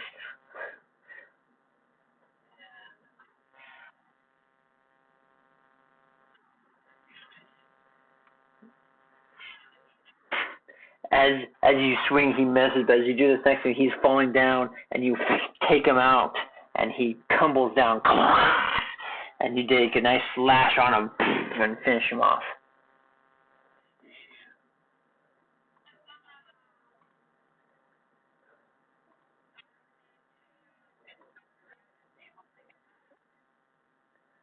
Make an investigation roll. You can do so too, Ken.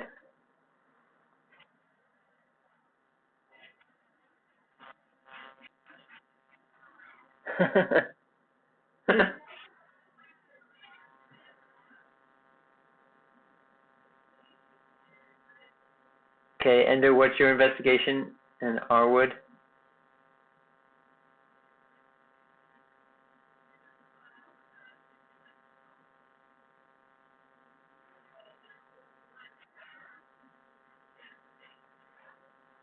Okay. Ken got an 8 too. Tinks, what was your question? Zin looks like he has taken a good amount of damage to, let's see here.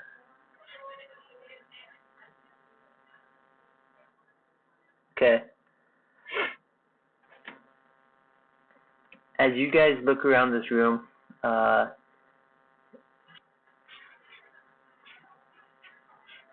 yeah, I rolled a 2 for you, so you got 8.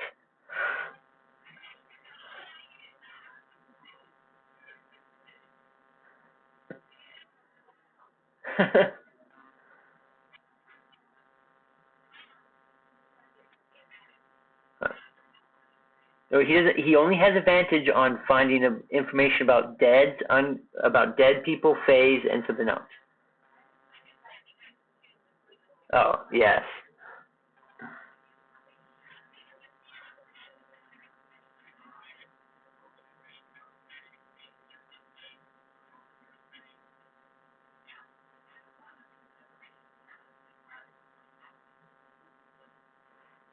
That's right. As you frantically search this body, no, this area, this is an old bunkhouse. There's stone beds lined up on all over the room. There's these stone bunks are rolled along the chamber. There's an old brazier in there that has not been touched for centuries. There's skeletons of, again, dwarvens and orcs strewn around. The dwarves look like miners that might have been attacked while they were sleeping, as they were on their shifts in this place. And there is, you can find there's old armor that has just been rusted, not quite rusted, but just kind of deteriorated over time. There's, again, nothing but just scraps left in here.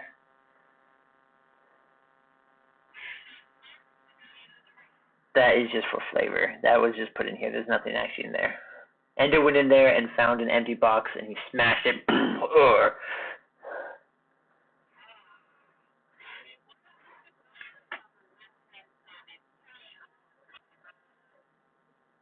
You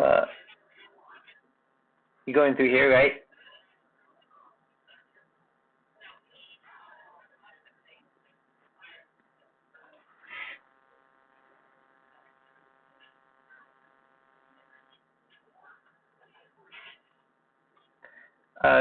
Tinks, how much did you heal Kai for? Zin. Okay. You took some damage. You're down to 20 points.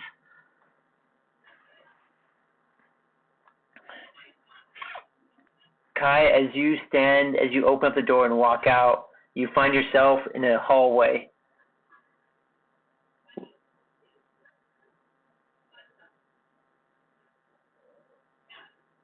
Kai, as you step out of that door, you take your flames and you peek around the corners and you find yourself in a hallway. Again, some skeletons along the floor, but not much there.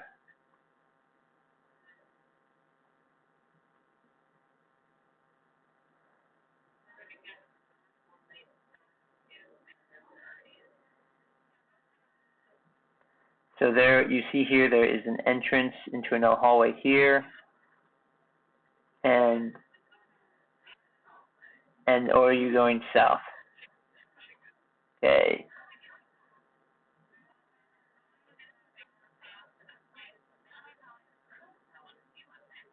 Shell walks into this hallway. Nope. And as you walk into here, you hear this slurping sound, and you hear this slurping sound, and from the small reaching of your flames, you see this orangish glob just kind of like squishing towards you.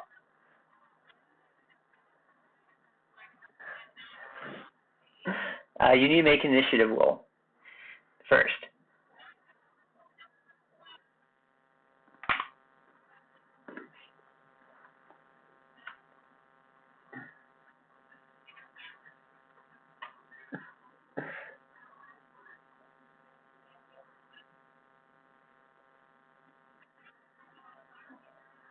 Nope, they were all looking, and you said, "I'm going to go over there," and you just walked out.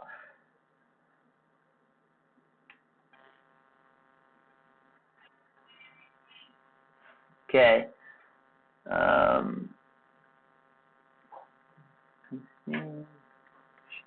Kai got an 8. So, where's that link button? Let's pull this information up.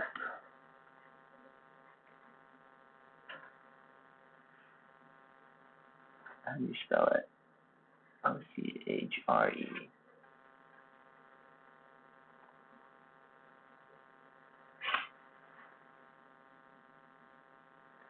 Okay.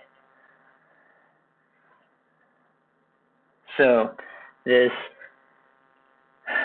orange slime starts coming off as you've seen this thing, and you hear this move around, and from the side wall you see these orange like tentacles of this goop just kind of shoot towards you. As let's see here. What's your DC? Yeah, 13. So this you see from your flames is like the shadow twitch as these like goop kind of starts reaching for you, and you quickly just step aside and just barely misses you as this orange racket smell just past you. It's your move.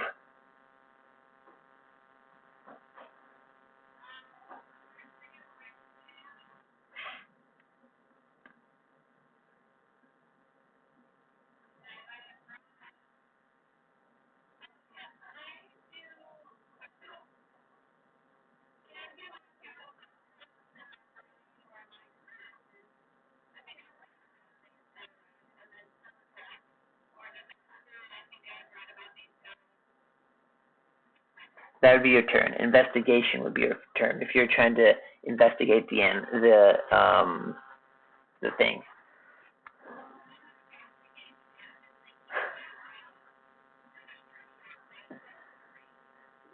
Yeah, that would take your turn.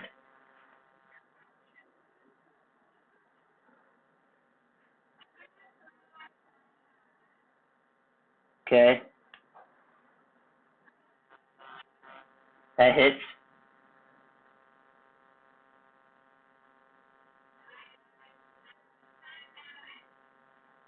Nice.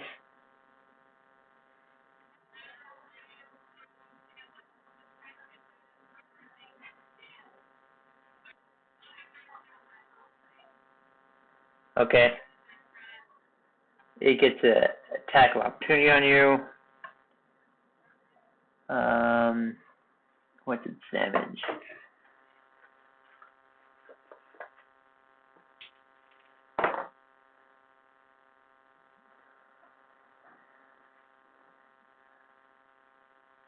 So as you start running around, it swipes its goop at you, and it comes across your back of your neck as you run out, and you feel this burning sensation as this acid kind of pours down you, and you take what is that? 11 points of bludgeoning damage as this thing hits you, and 11 points of damage as this thing like knocks you in the back of your neck, and you feel this burning, and you take 11 points of damage and an additional 4 points of acid damage as it just burns as it touches you.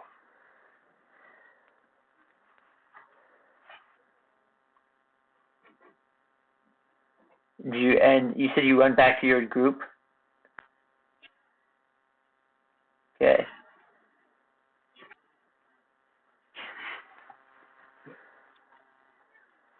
Wait, they don't know what's happened. Wait, pause. They don't know what happened. Dialogue. This is dialogue time. Shell just comes running in. What? Yeah, you just come running into the room, holding the back of your neck as it's burned.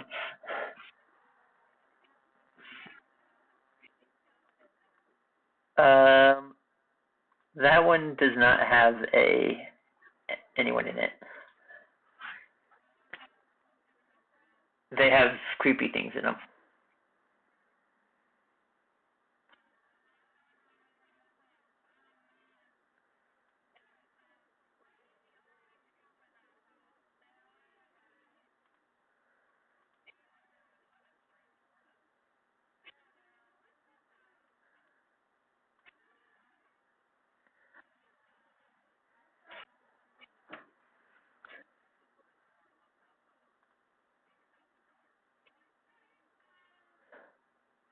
Make a perception roll, Ender.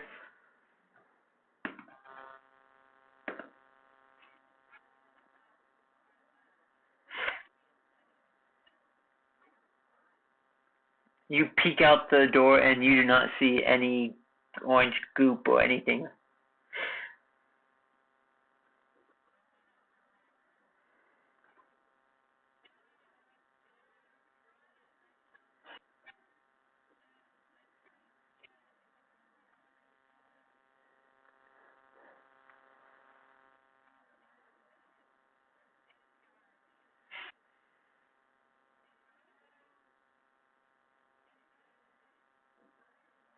It's Bendis.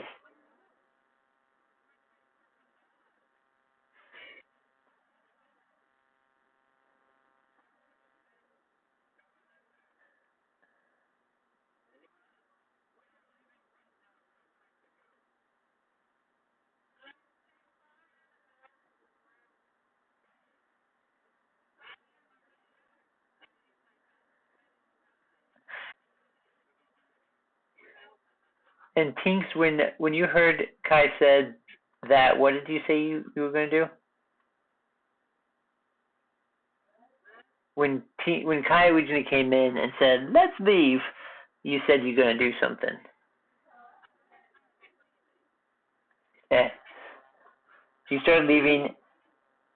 She's not out the door, but she's getting towards the door as Ender and Arwood and Zin stand up and start rushing towards the top door. And Kai, are you going with them, or are you just staying there?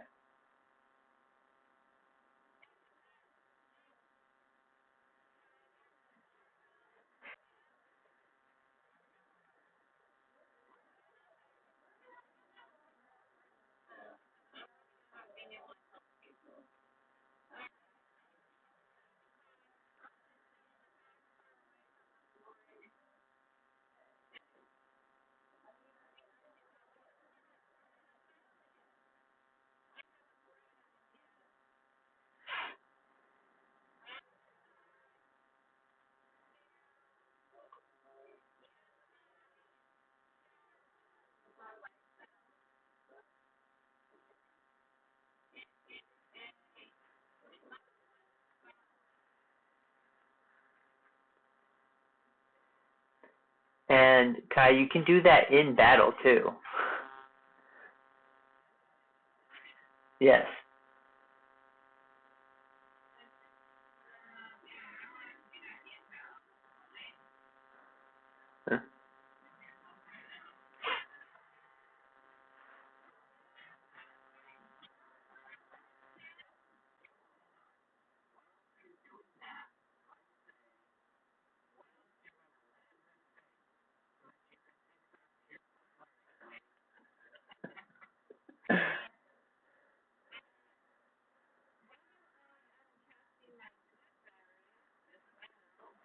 You're doing good berries and healing? Yeah.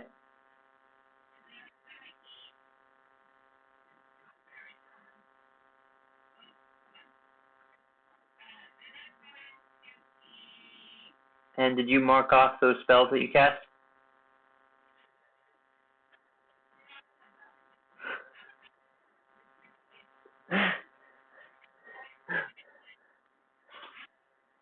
Okay.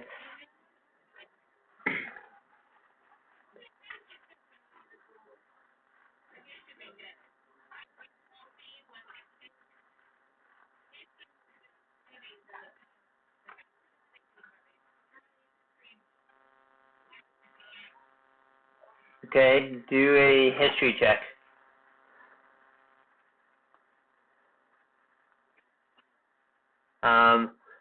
You have heard of stories in books. I mean that there are what do you call that? Gelatinous acidic goops that do end up in mines sometimes.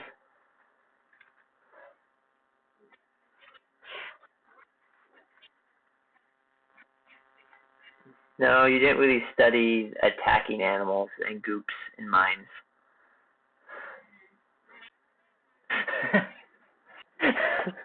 I don't know.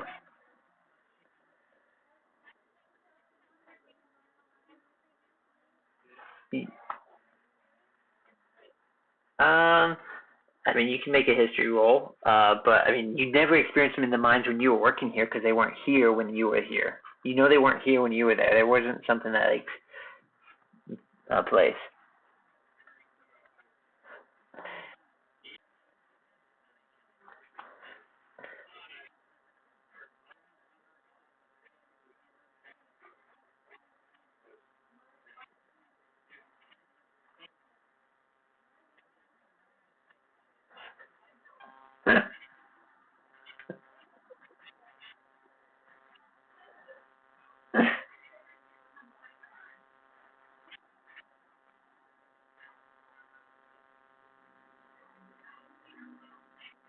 Yes, he has advantage on recalling stuff from Fae, fiends, or undead. This is not a fiend. A fiend is demonic.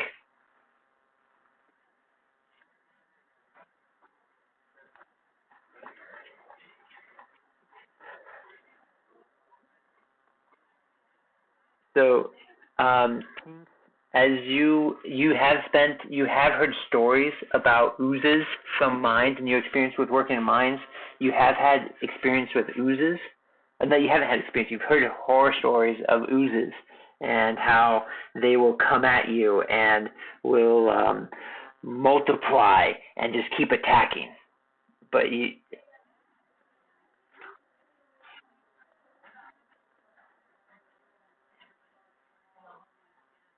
and as she's yelling,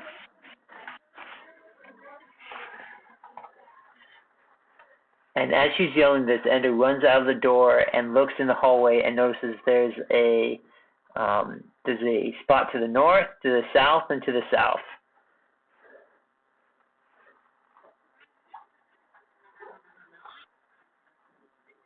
Well, we don't know that. We don't know which one she went to.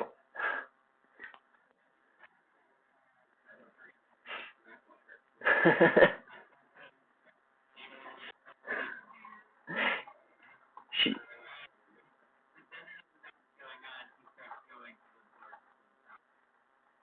that one right there? Okay.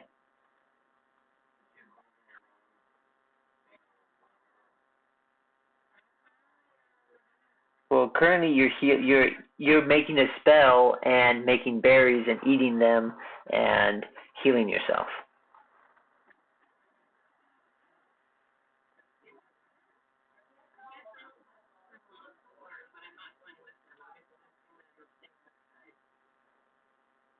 Okay.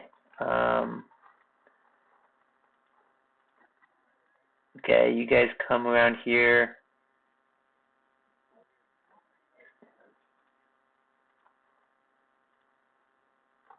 And then, Tinks, as you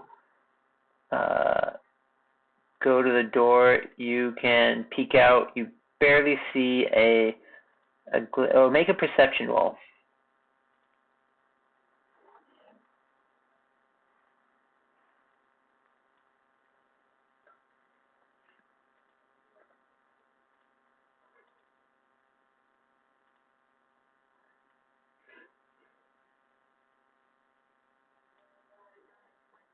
20. As you go up to the door and you're yelling at them, as they're running away, you start following, yelling at them, hey, guys, I've heard stories. You see that they walk to the south. So you see that they go out that entrance, that spot. Ender, it's back to you guys. Where are you guys wanting to go?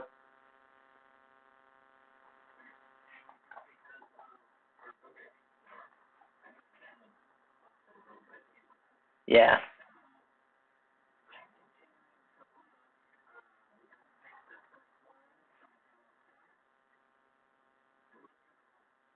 Okay.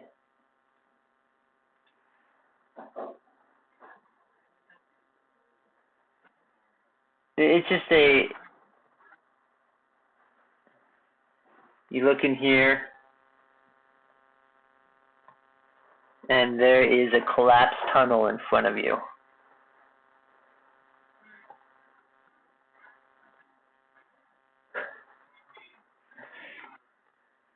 he says clear. Arwood or Zin, do you guys walk somewhere else after he yells clear?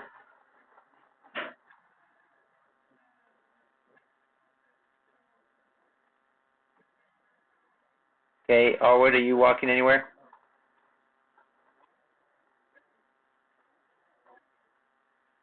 Okay. Follow, yes.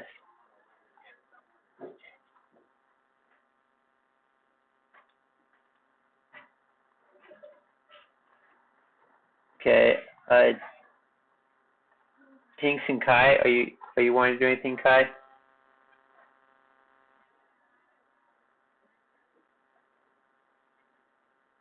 Okay, you walk out the door.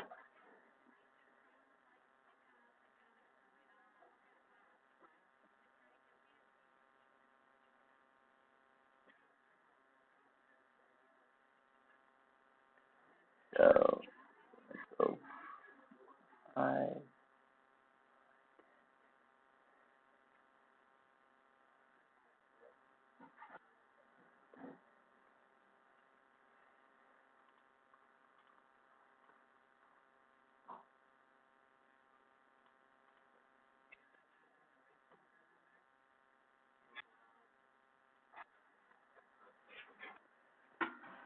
Tinks, hey Beth, uh, Kai spoke to you saying that she thinks that you guys should stay together and follow them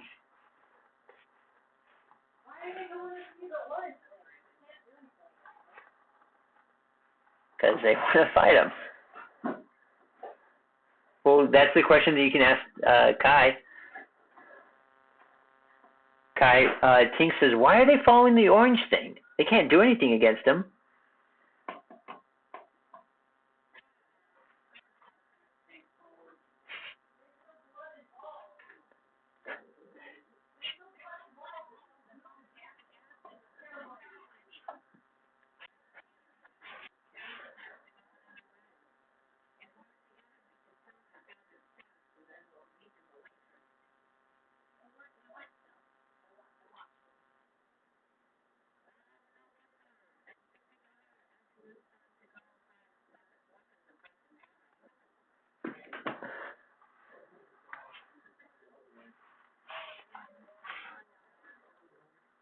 Okay, you guys gonna follow them? Tinks, do you tell them where they went?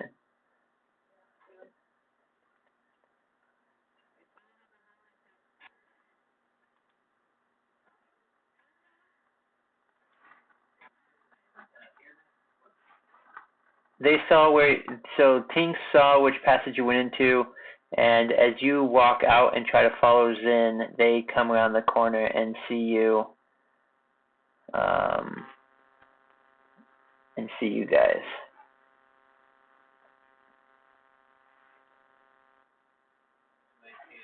Yes. Yes.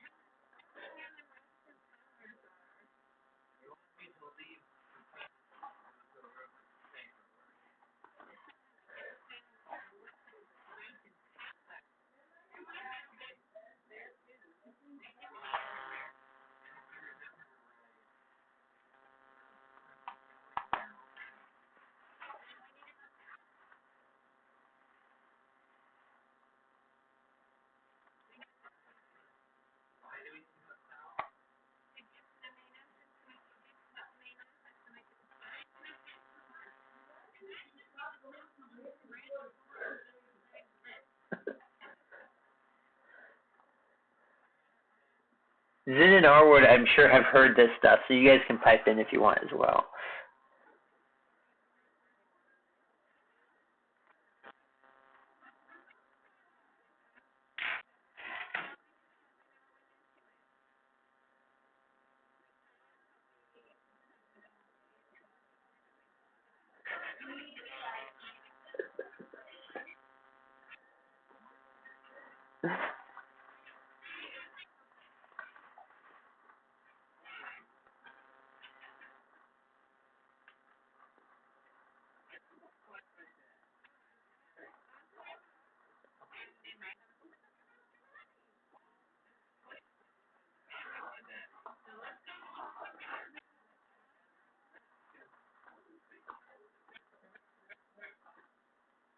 Jerry, what are you working on?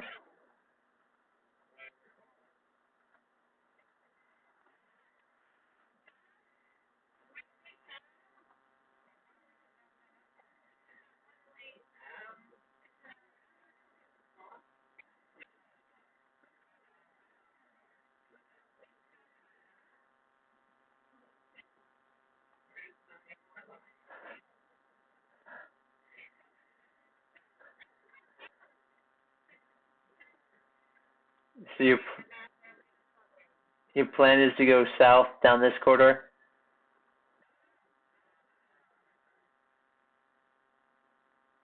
This is where the dead end was. Oh, this one here. Okay. Okay.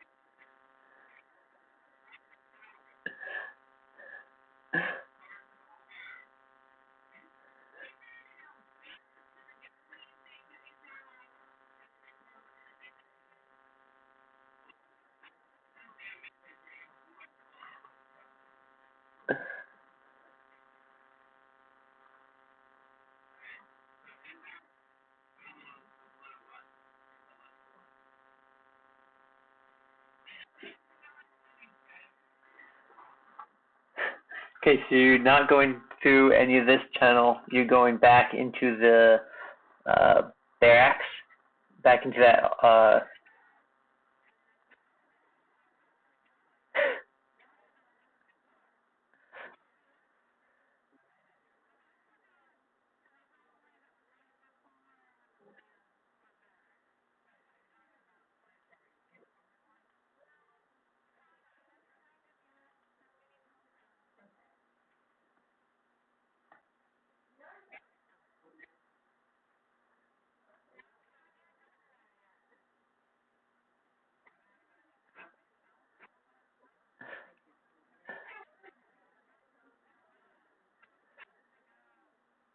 So you're talking about this.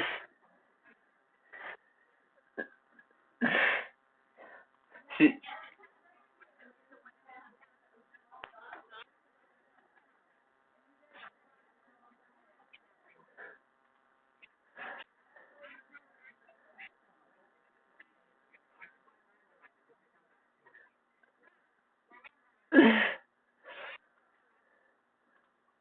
okay, so you guys are wanting to head south into this main area, right?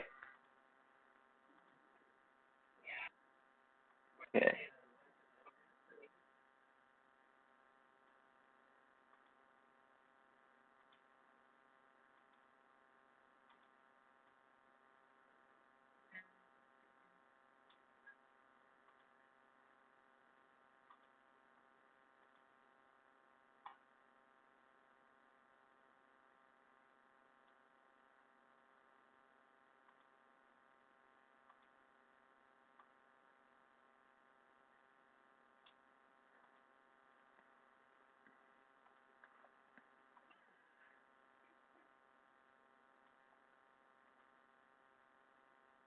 Okay. You have entered into the great entrance with the stones with 30-foot high natural walls carved with stone reliefs of gnomes and dwarfs and humans working together to create masterful weapons. of might and power. Okay.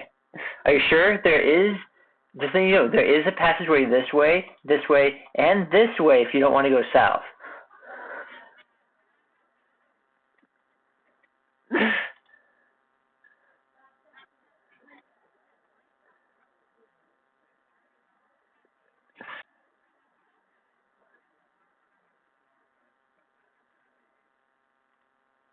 Okay.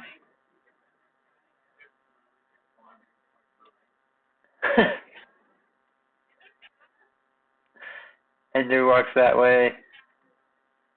Kai is enthralled by the prospect of books and books it southward.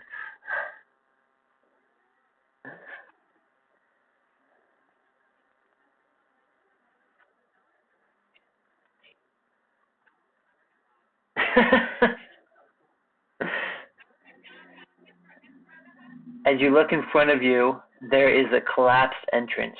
There are two um, doors. Well, Kai can't really see it, but everyone else can see uh, there is the front, all the way south. As Kai continues, just keeps walking all the way south. She ends up in the dead end of the collapsed tunnel. There are passageways to the right and to the left that have doors. Well, both of them are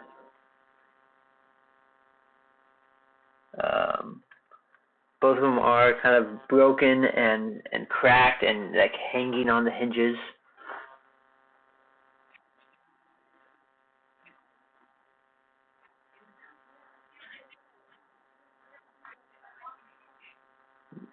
Tinks, you know that the room to the right is the office, is the paperwork area.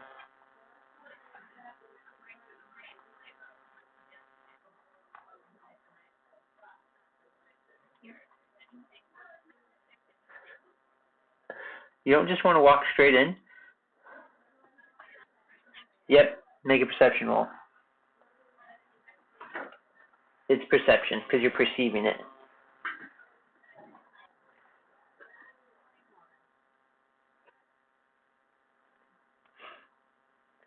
You hear no movement. You smell nothing but dust on the air, and it is still as an abandoned mine, except for the loud conking and noises of Ender and Arwood and Wolfie and Zin and Kai as they're just walking around. in your plated armor? I don't think so.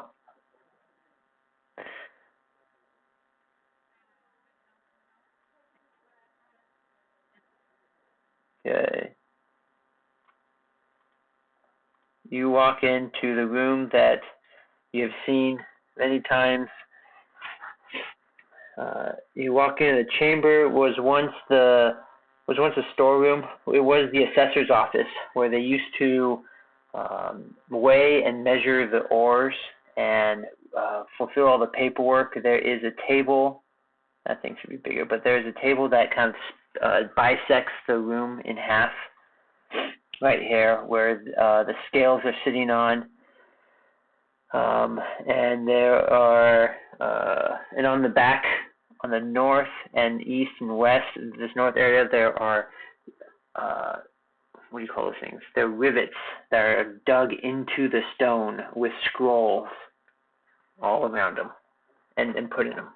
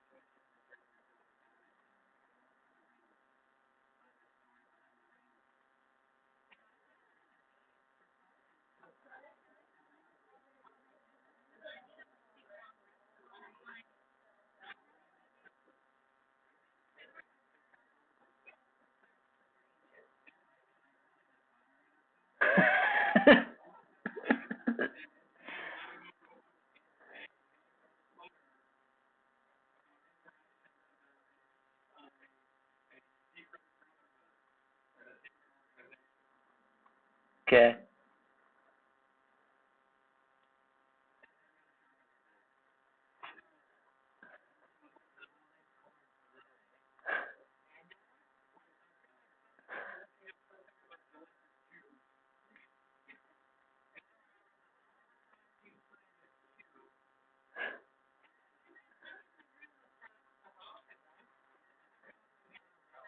Okay.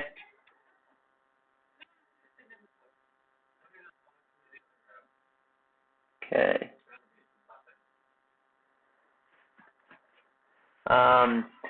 So, Ender, I want you to do a perception roll. Kai, Zin, and Arwood, I want you to do investigation roll. And what languages do you guys know?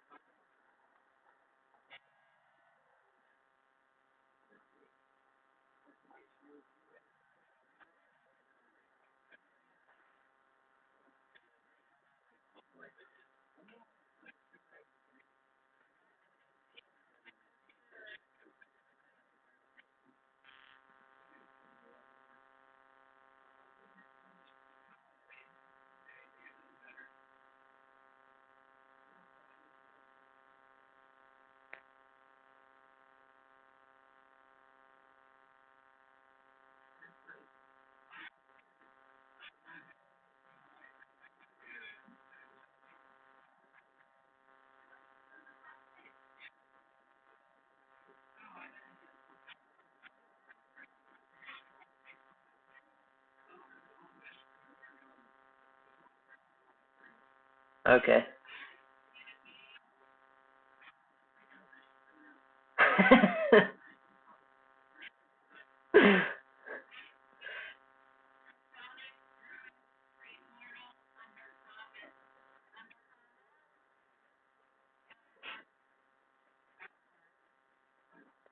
Okay. That you speak Goblin, yep.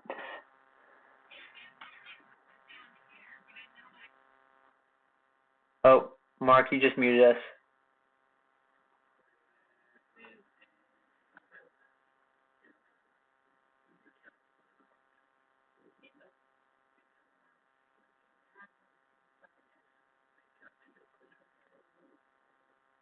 You guys playing Rumacube?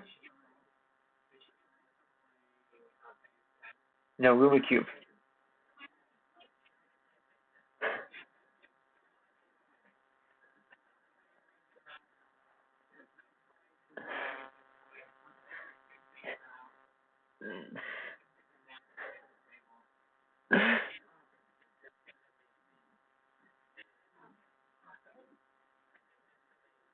So, Kai, Arwood, and Zin, as you guys look around,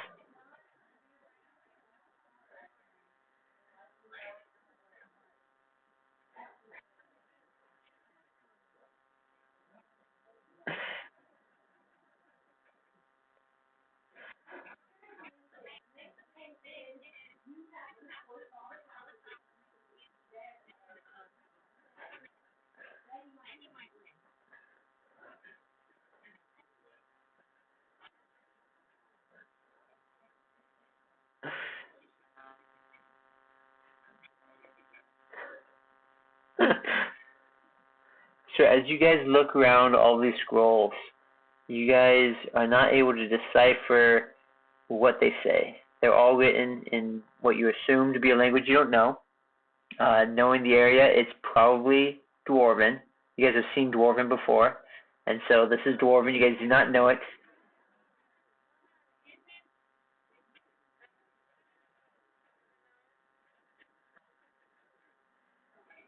And as you pick up one of the scrolls, it disintegrates in your hand as this 500-year-old paper is not holding up information enough to there.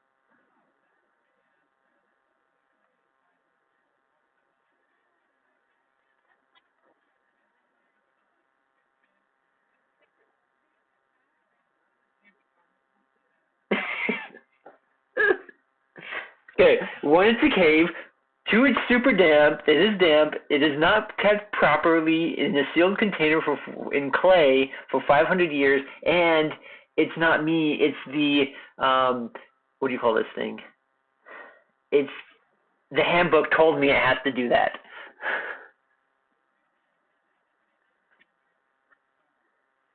It'd be mend.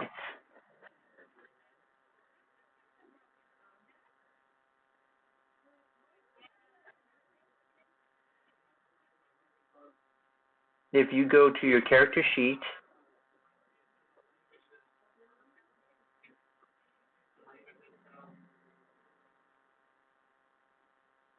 but if Beth, you are on the computer, so look at the bottom left-hand corner under armor, weapon, tools, languages.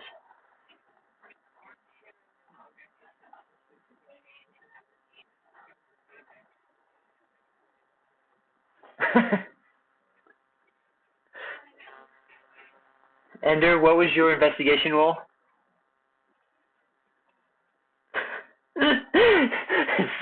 All the dust slowly coalesces into a scroll.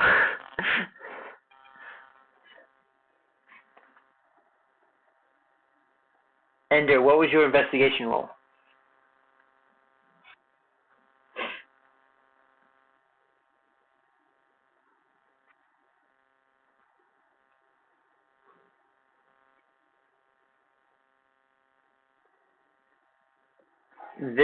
There's splintered stone benches, heaps of rubble with a partially collapsed roof all over the ground.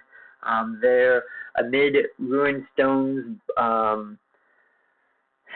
there are bunks topped with weapons and racks and bones of dwarfs and orcs. As this is the stage, this was the front line area. This looks like the front entrance. This was the garrison. This was the guard station. As there are what do you call those? As there are weapons and armor and dead bodies and stuff laying around.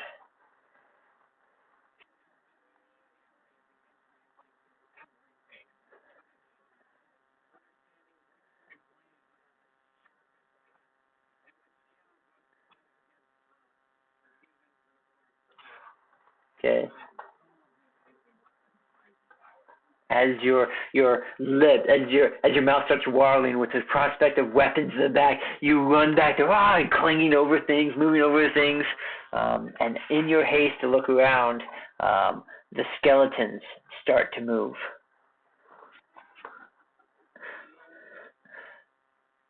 And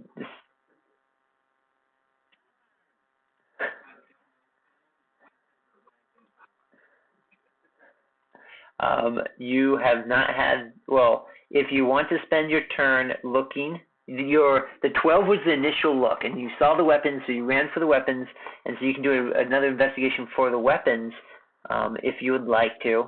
But currently,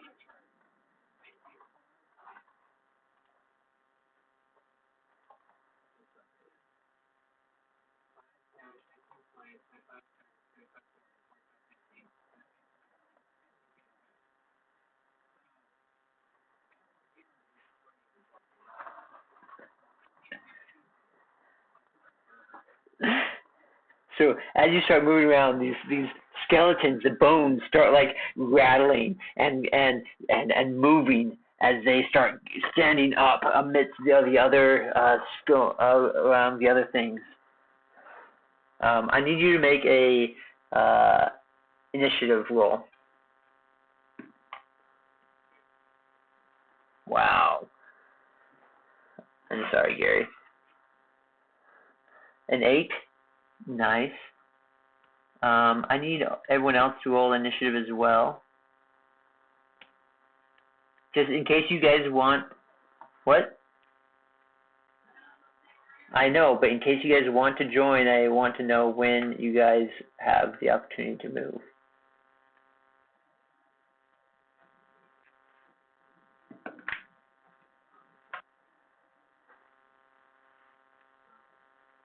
Okay. 1 second. Okay. Kai? Okay, Tinks. Wow. What's your dexterity, Tinks?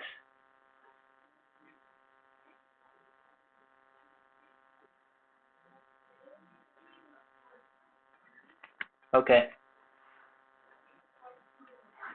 Yeah. Zin, what was yours? And then Arwood, what did you get? Okay. Hey, Beth, will you roll a d20? Yeah, just roll a d20. Tell me what you get.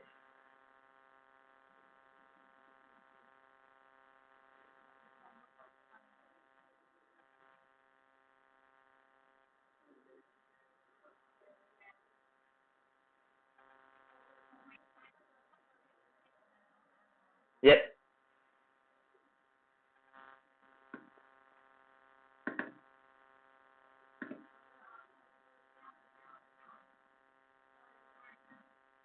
That's okay. That's okay. We don't need it immediately right now. But the reason why I was doing that, Beth, was for a contest of who goes first. Because if you rolled the same initiative as some of the enemies, so we need to know who goes first. And so, but you guys also have the same dexterity, so now I roll a dice to see who goes first. Okay. So, Ender, as you walk in, let's see here, what's this?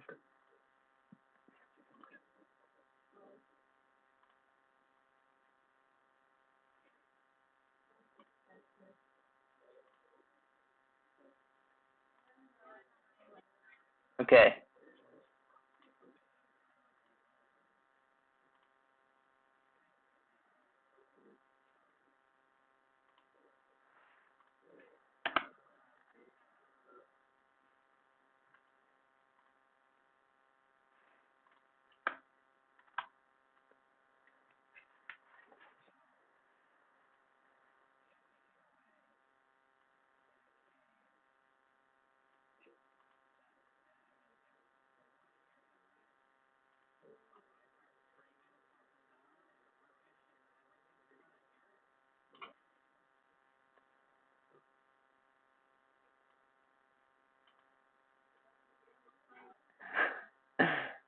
Okay, Ender.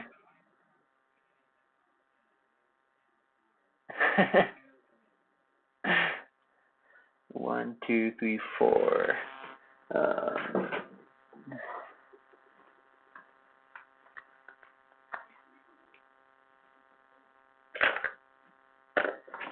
so, Ender, as you rush in, as you're excitedly looking through these things, these skeletons start moving up and charge you. And four of them. What's your AC?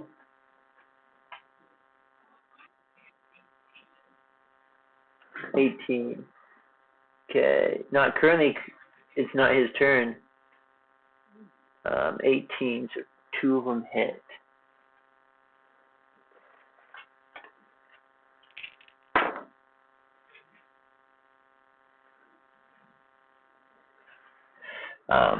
So as five skeletons come charging at you, you look behind you and these skeletons are just charging you. You're and five of them come in and start swiping at you, and you're able to block two of them, but two of them get you on the side as you're blocking other people, and you take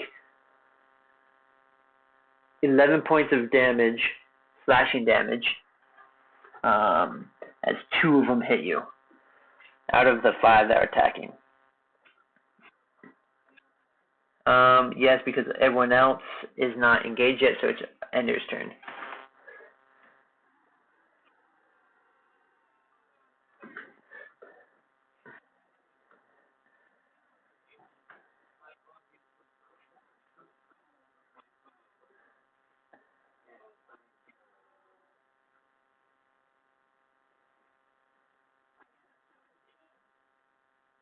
Who are you attacking?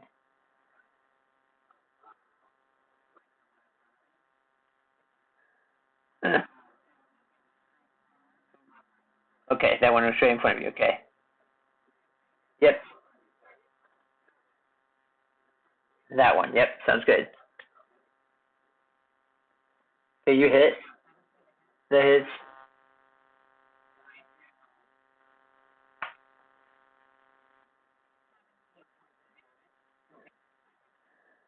In your rage, your axe comes through and just slices through these bones, these 500-year-old bones, and they just crumple back down.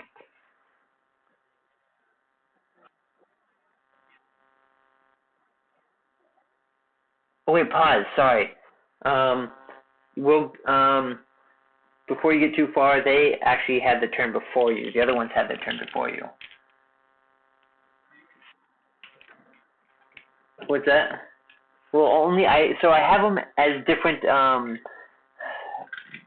going things. I know, and you're gonna be hit a little bit more. Sorry. I know. So it all depends on how they hit you. 1, 2, 4 of those ones. So let's roll those ones again. 1, 2. Okay.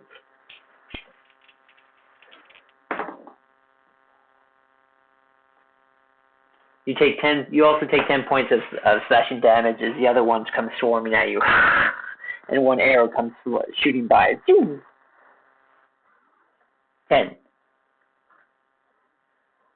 So 11. You did 11 the first time and 10 this time. Okay. Now it's your turn. You're raging. You have things. You took out that guy. Boom. He's dead. Okay. Now go.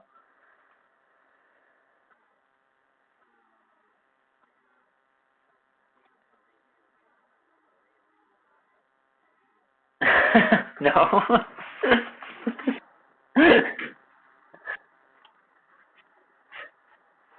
Okay, who are you attacking?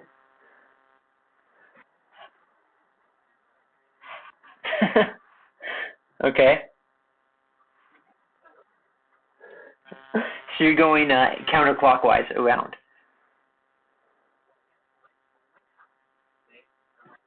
Okay. Okay. Swing away. 10 misses.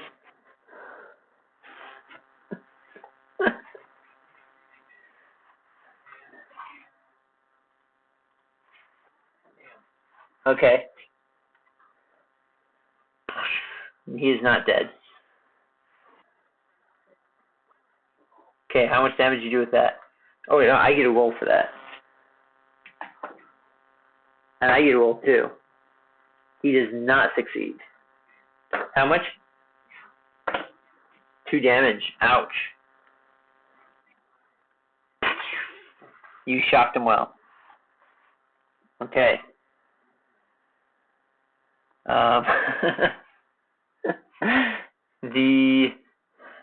It is Tinks' move.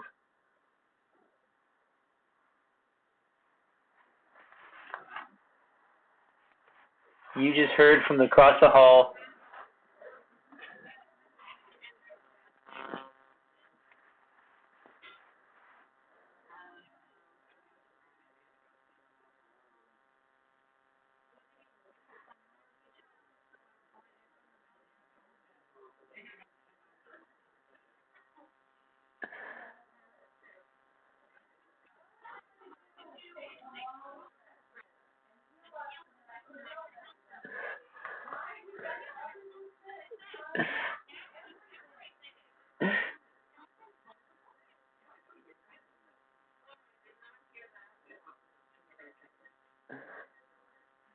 Okay.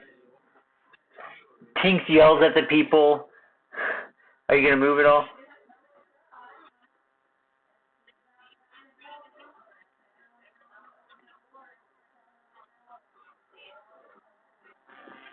Okay, you can get over there. You can see into the door because he just opened the door and left it open. That Ender is currently swarmed by by skeletons as he's swinging around.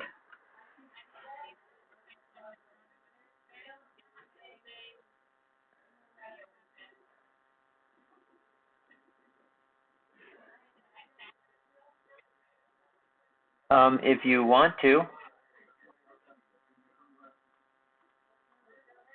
Yeah, if you want to. Yeah.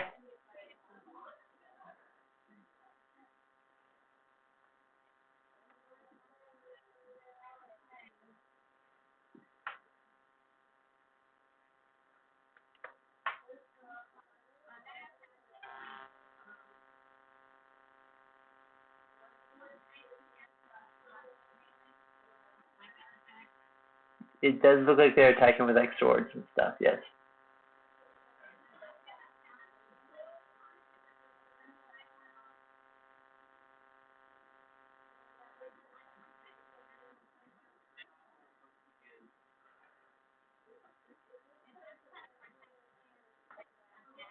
Yes. No, that takes your action to do that one. Yes, you can do a bonus action. So for bonus actions you have Bardic Inspiration and Mantle of Inspiration. So you could do the Mantle of Inspiration. To do the bonus action of attack, you have to use the attack as your action, but you use the cantrip as your action.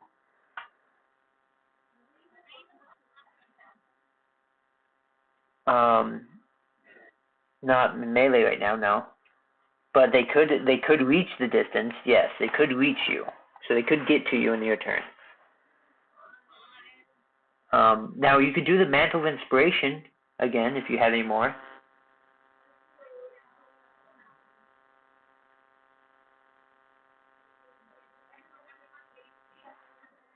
Well, currently it's just you and Ender because it's just the people you can see.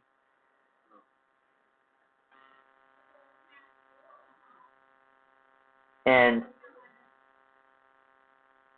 Ender, you do have the ability with the Mantle of Inspiration that you can use your reaction to move up to its speed, your normal speed, without provoking opportunity attacks, if you want to right now.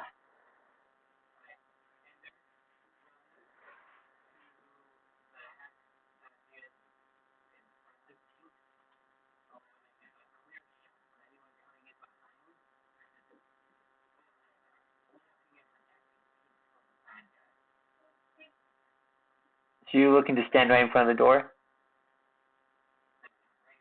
Okay, so this one.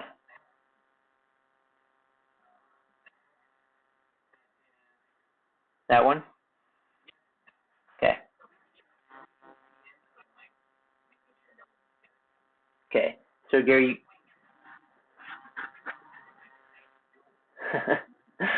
you got your 8 temporary hit points? You got 8 temporary hit points.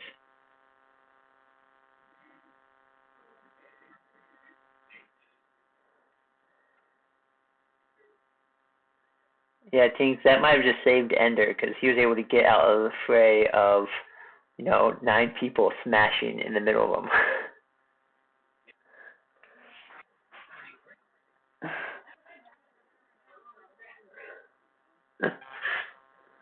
Okay, after Tinks it goes Skeleton's moves. So, they have a speed of, so,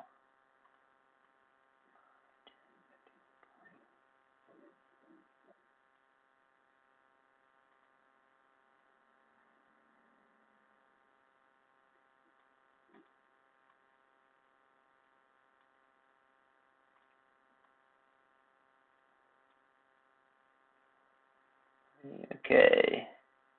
This guy also comes over here but can't get to you.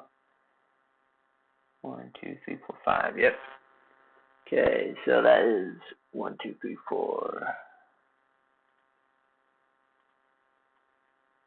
I can move the 4. Do you guys see the number 4 on your guys' screen?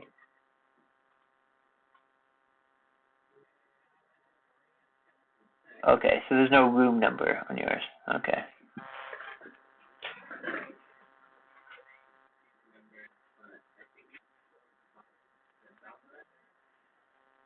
No, no, no. I have a big number 4 that's the same size as the characters in themselves. That tells me what room it is.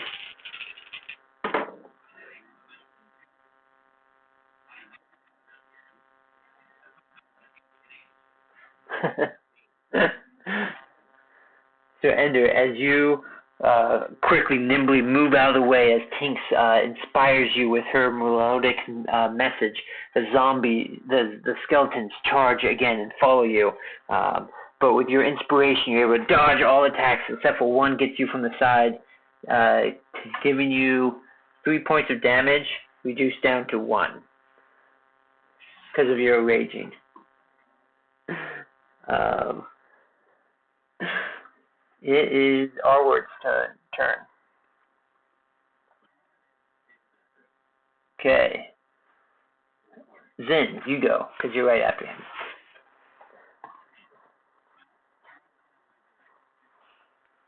Ooh, okay.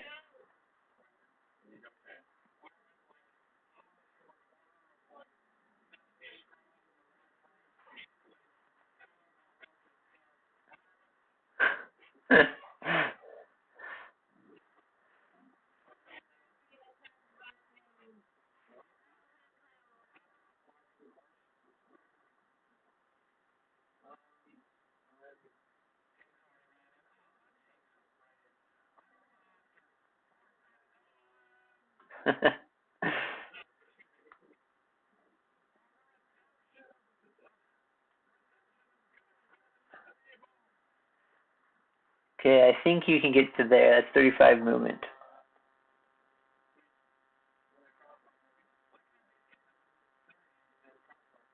You said you want to be further back? No, you moved 35. So you're 15 feet away from the next skeleton.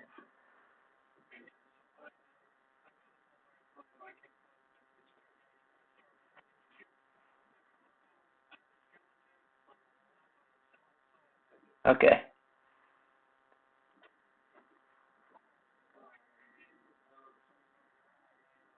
You want me? Mark, are you able to go for him?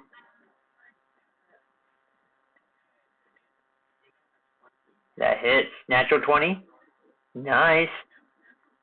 So he still has the crimson right on it. So there's 4d6s he's rolling.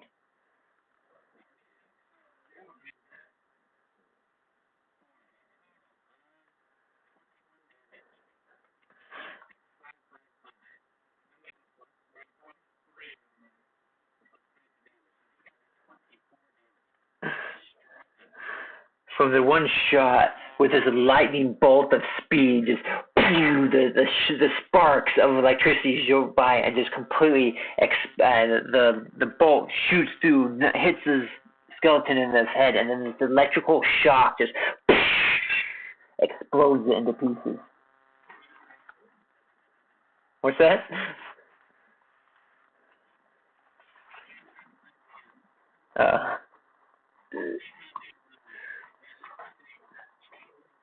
Chaining to everyone else. That's right. Ender is more conductive than all the other ones.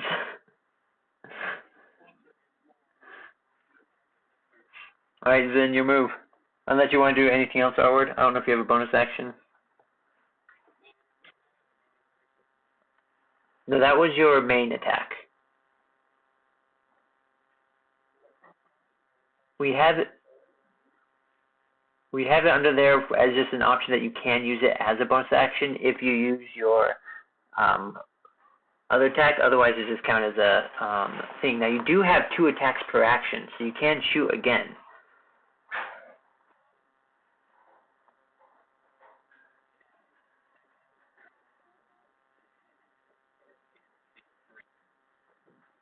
But it's +6. So that one misses.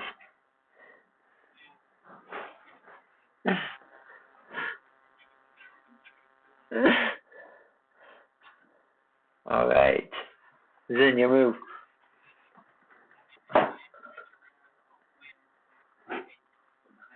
What's your speed?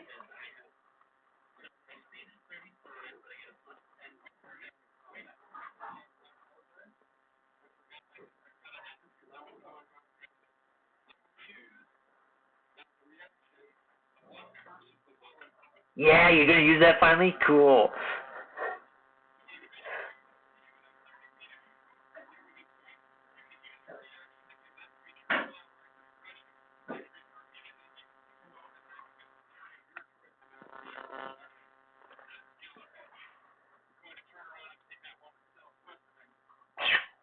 Cool. Okay, make an attack roll for it.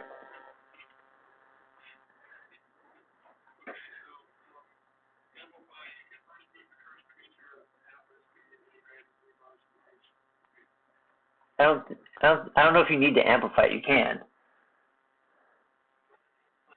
Amplify it means you use a blood dice. So you roll a dice and you take damage, but it enhances the ability that you're doing.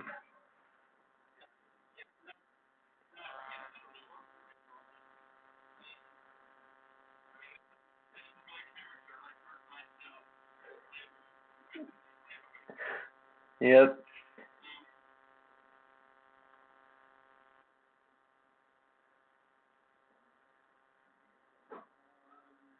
As the bolt flies in there and impacts, the electricity shocks it into motion. And this electrified skeleton swipes at the other skeleton. Roll an attack and add +4, unless you're going to amplify it. Okay.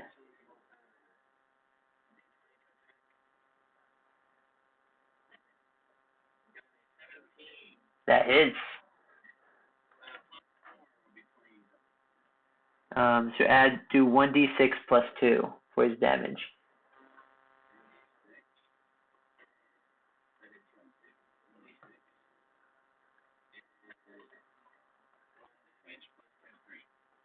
Okay. There's 3 damage. Sweet. As the final electricity sharks through him as he slices the other skeleton, it crumbles down to the ground. Then go for it.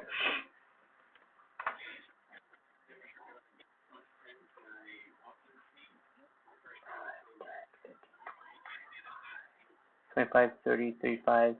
Because your normal thing is 40 speed, right?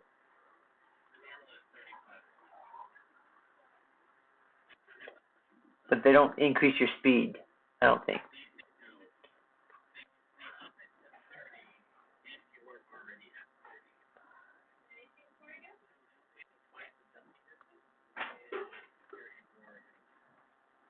You heading to bed? Yeah, we're about done. Okay. You can get in there. You can actually get right here because you're right next to Tinks. Come on.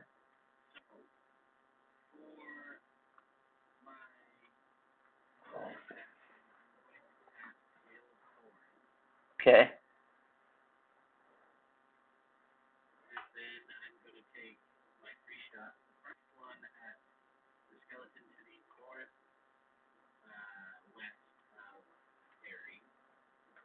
Now the skeleton, the Hell of Thorns works by the next one that hits, it branches out from there, correct? Okay.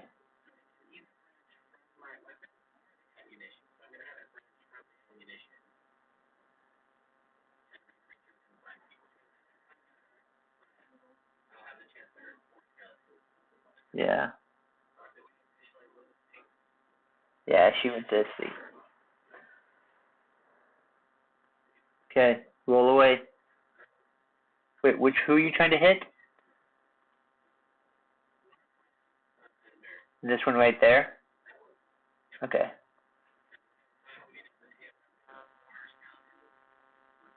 Yeah.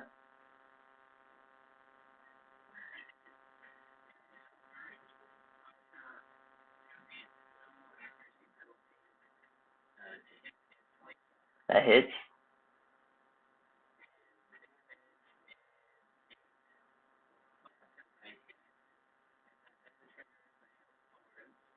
Okay. Yep. 1 second. 8 damage on. What number is that guy? 2. Okay.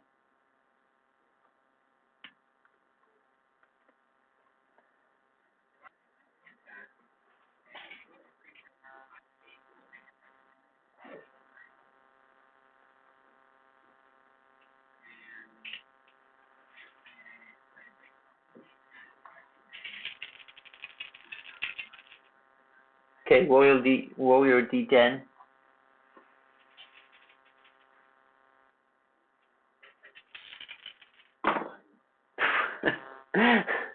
Okay, Ender, you need to make a dexterity saving throw. Yes. No, it's shooting from behind you.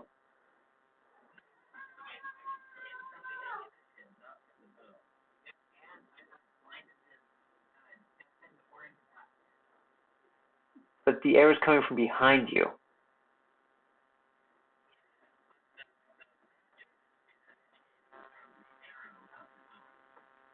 Okay, I can see that.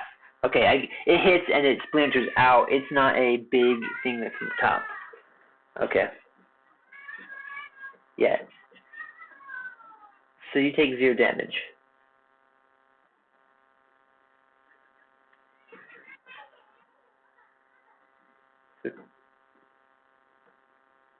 These two succeed.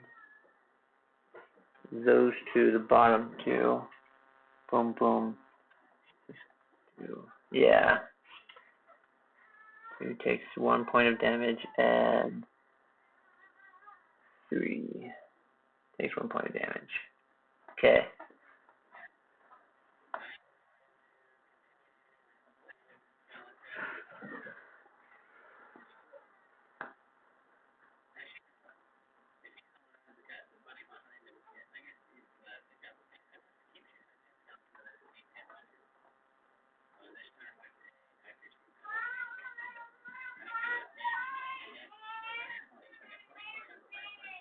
Okay.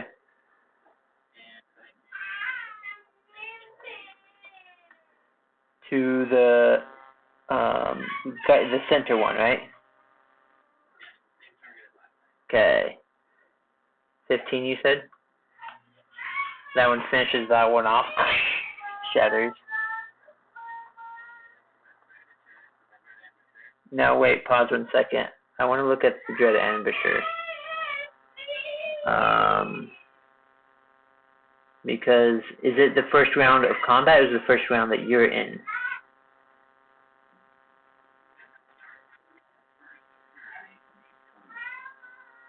Okay, so this would have been your first turn. Okay. Sweet, so shoot away.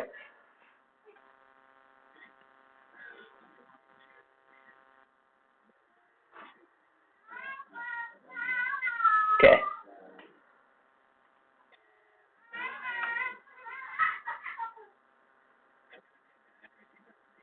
Okay.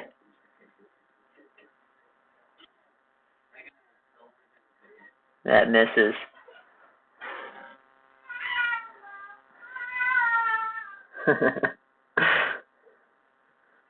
Alright. I know. This guy, number 7, comes running up and attacks Ender. And misses as Ender blocks. And the other 2 shoot bows.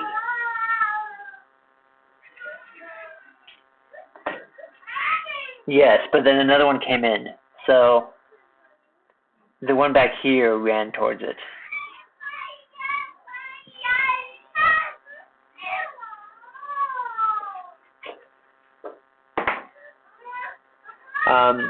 And Ender, as this new skeleton comes running up at you, you block it, but from the other side, an arrow gets shot, and it grazes your shoulder, and you take 2 points of damage. Yes, after it's been reduced.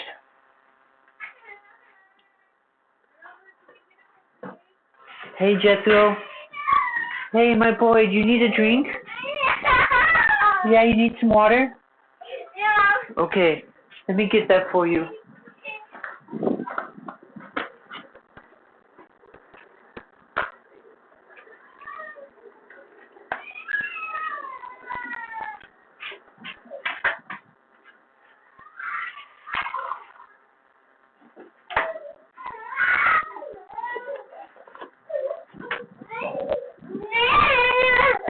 Hey, Jacob, my boy. I love you. Here, come drink this. No. What's up? You need to pee? Yeah. Oh, you need to pee? Okay, I'll let you out so you can pee. Okay, come here, Jacob. Let's go pee. Is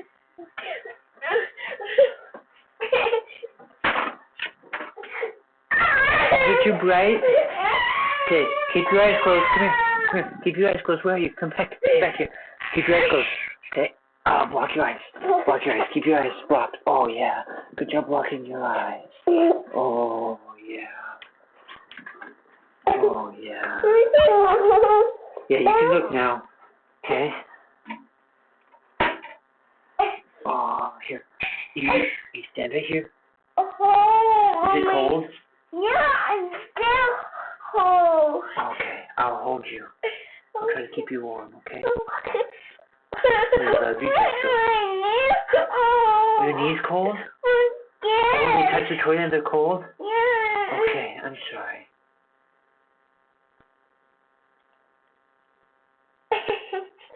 Mommy, meet me in my bed. I can lay with you once I'm done with the game with the family, okay? We're almost done. Okay. Did you go pee? Did you? Oh, there it goes. Good job. Can you guys hear that? Yeah. Yeah. Keep going, Jessica. Good job.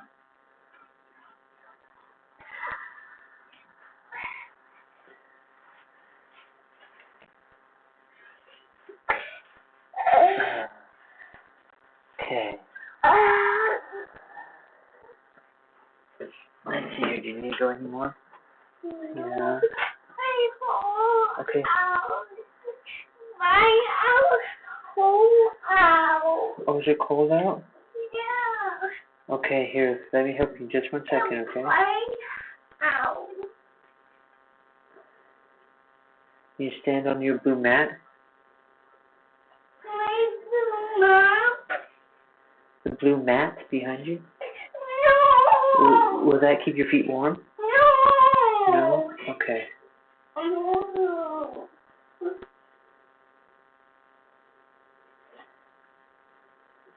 Do you want to sit with me a little bit? Yeah.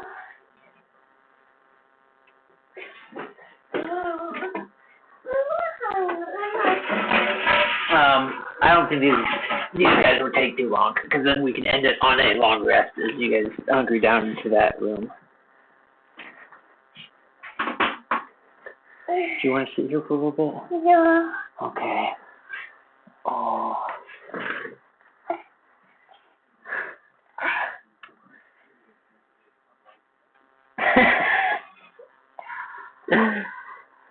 Okay. Oh, yeah.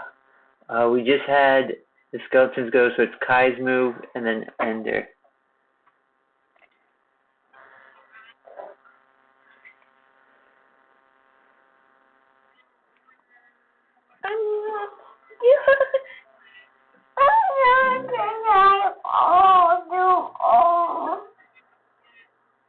What's your speed?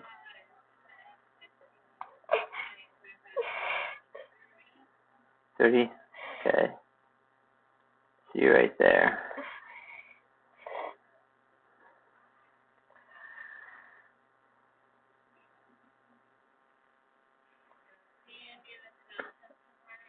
You can see the skeletons, but it's through, 4 of your friends. So, I mean, it has to be a really good shot. You don't want to hit your friends.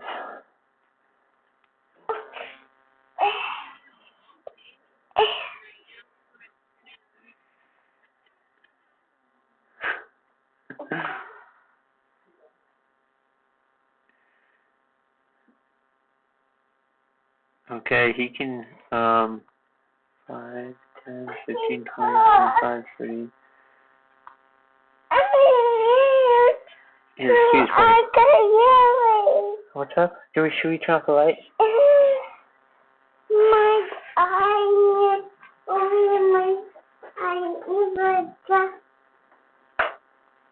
Is that better? No, no, we have to keep that light on here for. If I turn you this way. Oh, there you go. Isn't that too bright? Okay, and roll for Wolfie.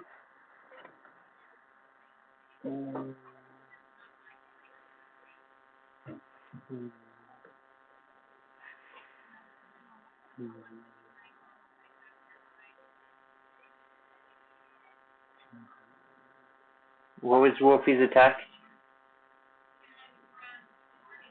Yes, he got in. Yeah.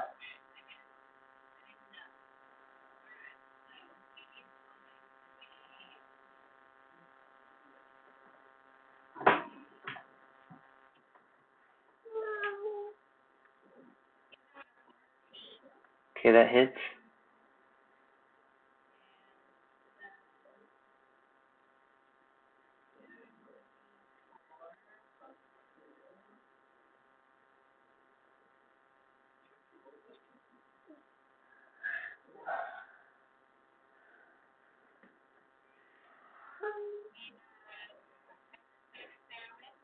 Nice. Oh yes, I have to roll for that.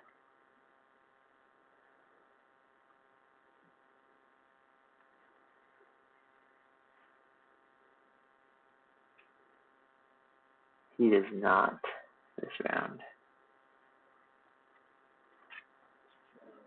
Just chewing on his legs, but he takes him down to a good spot where he's near the brink of falling apart.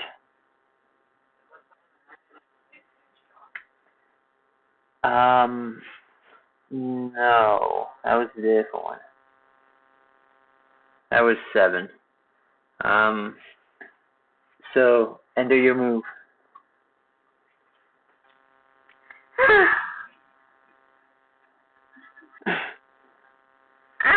You'll be normal fight. Your dog is in normal fight. Okay, wait 1 second, pause.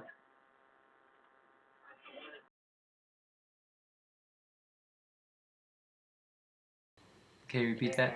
And does. Oh, Ryan, it looks like your earbuds are about to die. Yeah, I just turned them off. It does 15 to hit. So just nod if that hits. Which one? This one or that one? Ryan, just nod if that hits. So he's asking if it's the north or the south one. Oh, the one in front of me. Ender's very angry and isn't really paying attention. There's 2 in front of you. North. Just do the north one. Sure. Okay. The north one. Okay. It's the one that I hit. And No. then Wolfie hit the other one. They're both about to go down. No, the one you hit is already Ender's down, just Mark. very mad and he's like, "Argh!" So Mark- Ryan, you're muted. You're muted. So I'm Or just- your buds are dead. Okay, thank you. That is Mark. The one you hit got finished off. This is the new one that ran in. Right. I'm sorry. I just don't see the red circle, and so Yes. Ender hits whatever's in front of him. That's what Ender does. Okay. So you're gonna swing at number 3. Okay. So what did you get? You got something to hit. I got 15 to hit Okay, that hits. and does Look, that's bright. 16 damage. Nice. You obliterate that one. And then he swings at the next one in front of him. Okay. With a 17 to hit, That hits. doing 18 damage. That one is obliterated. And then he points at one of them, reaches out, and goes and shocks him with electricity. Okay. Roll damage on that one. And that one is 3 damage. Nice. He goes, Your hand is casting a shadow, like No. drool. No. Can you sit up and show me? Okay. I think I'm gonna. Oh, you 2 zombies. go upstairs. Okay. You're gonna come and attack. And there. 11. That is one. We've got 1, 2, 3, 4. 4 more skeletons to vanquish, and then I will come to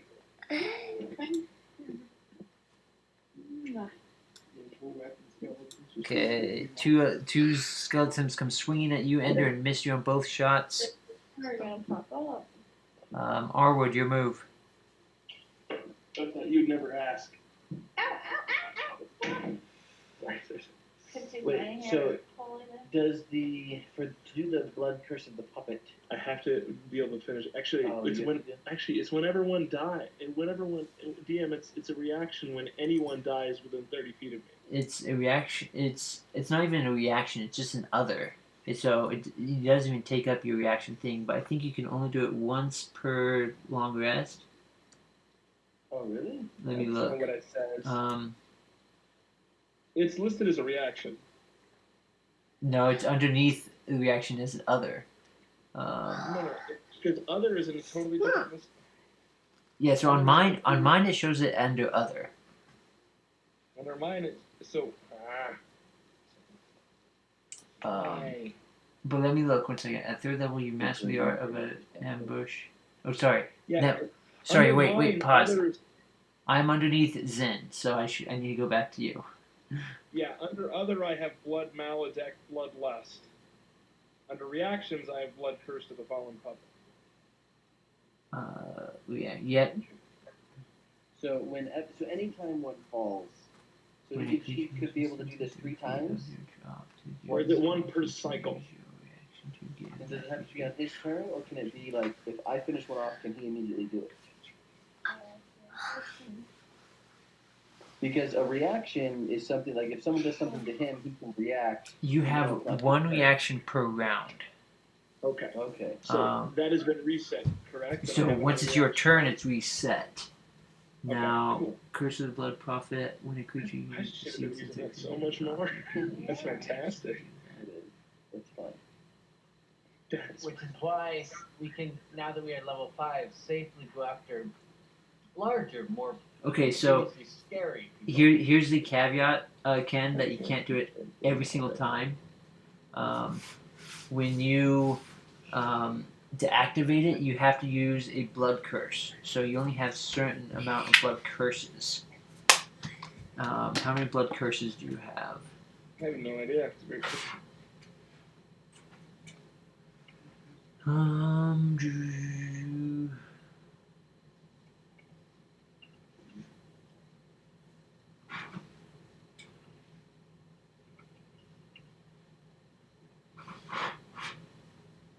Oh, and you are also not in Blood curses. Okay. hybrid form. Blood curses. You've chosen blood curses for use with the blood maledict feature. Okay. Oh, with the blood malady feature. Hi, Jethro, what's up? Wait. So blood maledict's this one. Okay, 1 second. Okay. So I need to take 1d6 of hit points for every time I use a blood curse. No, if you amplify. That's if you amplify it. No, under blood maledict, you can invoke a blood curse a number of times per short rest, based on your level. So 5 times per short rest. Okay, yeah. Okay, never mind. So I get it per level per short rest. So I get 5 blood curses per. No, currently I think you just have 1. It says, under my traits of ability, you can invoke a blood curse a number of times per short rest. Based on your level. We can, yeah, based on my level. Yeah, so that means as you level up, you'll get a number of them as you increase. So I think he's looking at this checkbox. One checkbox. Yes. Oh, shot. Now it does also say that creatures that do not have blood in their bones are immune to blood curses, so that would be skeletons. Bone marrow does include blood. Okay. So, okay, I And this is the thing, is like, I don't know how, like, blood hunters are one of the ones I'm not super familiar with. Because they're new and nobody is. Yeah, but We'll just chalk that one up to the learning curve on the last one. And yeah. Because I think you get more blood maledicts. I don't know. I feel like you should be able to use them more often. So I don't know. It's my staple ability. I mean, it. You know, you can sit back down now.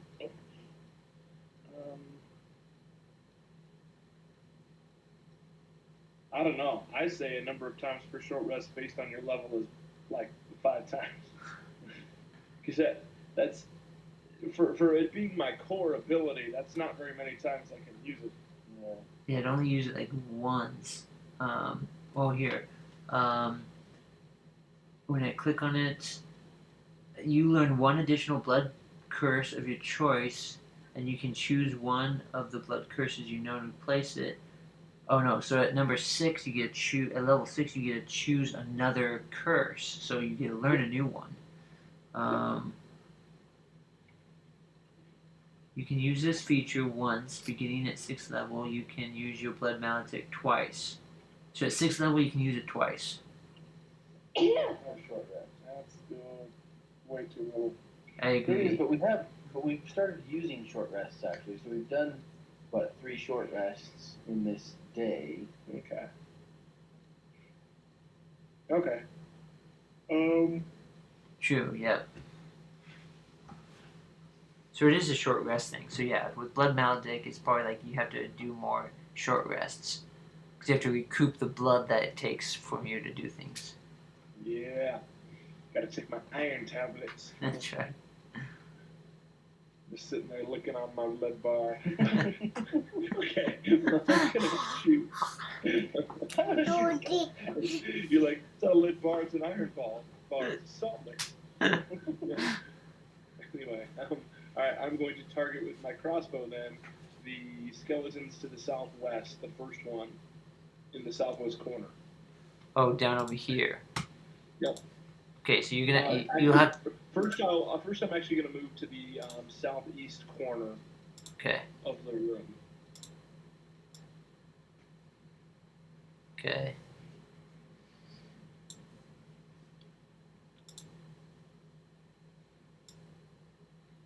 I still have crimson right on my crossbow, so You do. It makes more sense to utilize it than my short sword. Yep. So you can take 2 shots with that. I didn't realize my pike is a D10, not a D6. Ooh, not having my character sheet for gaming is really caused me to not know too much about my guy. Also, I need to do my hybrid transformation now. That's some weird crap. Alright, so shoot away with your electric crossbow. Yeah, let's do it. It's electric. Boogie woogie woogie. To hit, 14 plus 6, 20. 30. That hits. What's your damage? Plus 3. D8, D6? D6.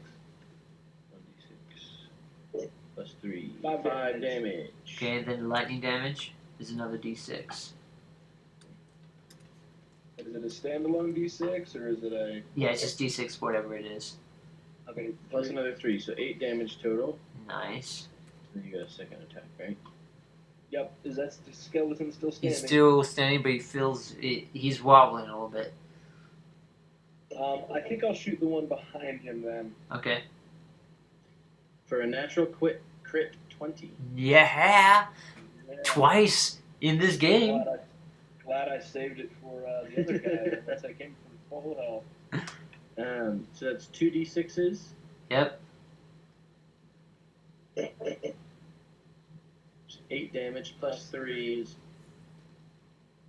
11. Okay. And then the lightning damage from his crimson right. Is that just 1d6? No, it's 2d6s. Because you double any dice you roll. Oh, double any dice? Yep. So it's 2d6s. Okay. Oh, man. So that's another 7 damage. Nice. The crossbow bolts through and electrifies and sends that one to pieces. Nice. I got a crimson right in my weapons drawer. He's like, I've been playing wrong the whole time. Again, I haven't had my character sheet in front of me for like a month when I play, so it's been role playing only. He's like, I point and shoot. Alright, Zen, I you haven't move. seen- I haven't seen my character sheet since level 2, so like.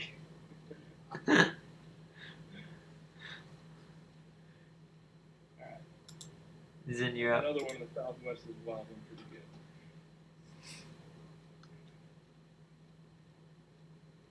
I only had another Yeah, I crimson think you right. said it's your move. Oh, it's my move? Yep.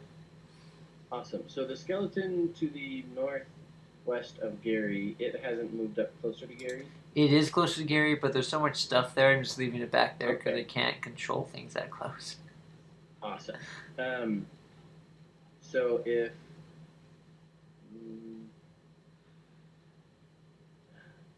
So if I were to go over there, Gary would be flanking for his next moves. Yeah, you So I'm can. not- Yeah. Okay. I am going to. First, I'm going to shoot the one in the southwest corner, the archer in the southwest corner. Okay.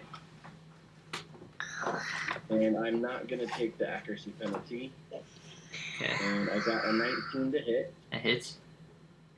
and I do 11 damage. That's enough to take him out. Awesome. Then I'm going to run into the room. So not flanking him yet, but I'm going to run into the room. And so probably past the little chair thingy, and then shoot. Has anyone hit that one that I was going to flank for Gary? I don't know. Okay. Which one? The one in front of you. Don't say that to Gary. He doesn't know. I hit them. Well, there's only one that I've hit so far, which is the one that ran up, but I think I killed that one. Okay, so no one's hit that one yet. Like the one that ran up from the corner, I think I killed that one. Yes, but there's still one in front of you. Well, yeah, You that haven't- one's going to die next. Exactly. So I'm going to run into the room, and I'm going to shoot the one in the northeast corner. So not the one right in front of Gary, but the one in the northeast Okay. corner. I'm going to shoot that one. Again, not taking... Well, I'll take the accuracy penalty this time. Okay. I got a 14 to hit. That hits. Awesome. And I do 17 damage. Nice. Arrow flies by, takes that one out. And then I will run up and flank. I'll be on the exact opposite side of the other skeleton, so Gary gets advantage on his next attack 15, roll. 20, 25, 30, 35. And you have 40 movement? Oh, 30. 35. Okay, so yeah, you can get there. That's good enough. Okay. Then move. That skeleton's gone. So Kai, it's your move. Mine finally? Yep. Alright. Which ones are still alive? Just that one? Just that lone, measly skeleton. Okay, 5, 10, 15, 20, 25, 30. Can I go over towards, like, Wolfie Yeah. area? Yeah, you can get next to Wolfie. And then I won't have disadvantage, right? Yeah, you are right next to him if you get to Wolfie. You're in melee range of the skeleton. Well, I want to be not in melee range, so I want the other side of Wolfie. To the south? One next to the south? That's where, like, there's not quite enough room there. I don't want to be in melee range. I want to be in bow range. Then- Don't be in the way of other Okay, people. there's one skeleton left. You'll get advantage on the throw because it's being flanked. Or will she not get advantage? I don't. No, it's still advantage even with range, I believe. But I mean, so she'd have advantage with range as well. I think so because you're still flanked. I don't know. No, because it's not flanked, but they're distracted by the other person. But that's what Okay. sneak attack is. So I don't think. So. I don't know. Here, let me look. Attack and flank. Let's spell flank.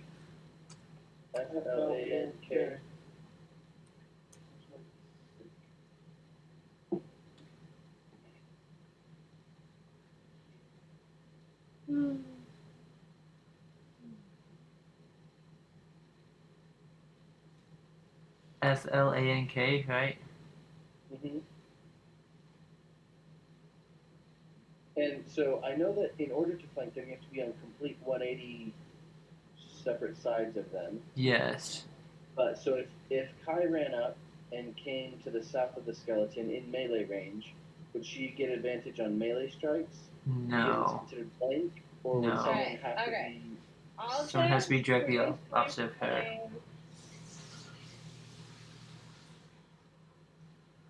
I produce a flame, Okay, and I throw it at him, and I get a 6.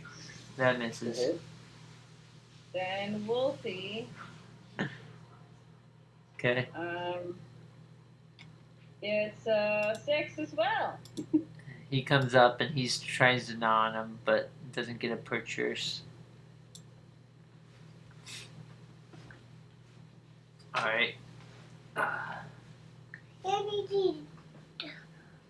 After Kai goes Enders, you move. You're doing a really good job sitting here listening. Thank you. Ender. Oh, he's occupied.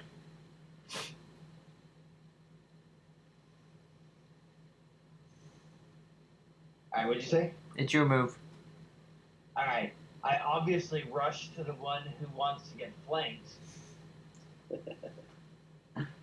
Swing away. And open, darling. I realize that. I get a 13 to hit on the first swing. 13 hit. So you have advantage. Yeah, you have advantage. Okay. Then I got a 25 to hit. That hits. And that does 15 damage. And that cleaves him in Knights half. on a Sunday. So that kills him. Yep. Is there anything else moving? There's nothing else moving. Alright. I shock him in his forehead just for good measure. And I do 3 damage to his skull. Okay. And then I immediately start looking at the weapons. I will follow him with keen eyes and help him to investigate Okay. these weapons. Brush my fingers up and down the armory. Oh, so happy. And what do I find? Roll investigation roll. With advantage because I'm helping you. Okay, I got a 17 on that one. Yeah, I got 17. Okay. You look over this. Let's see here.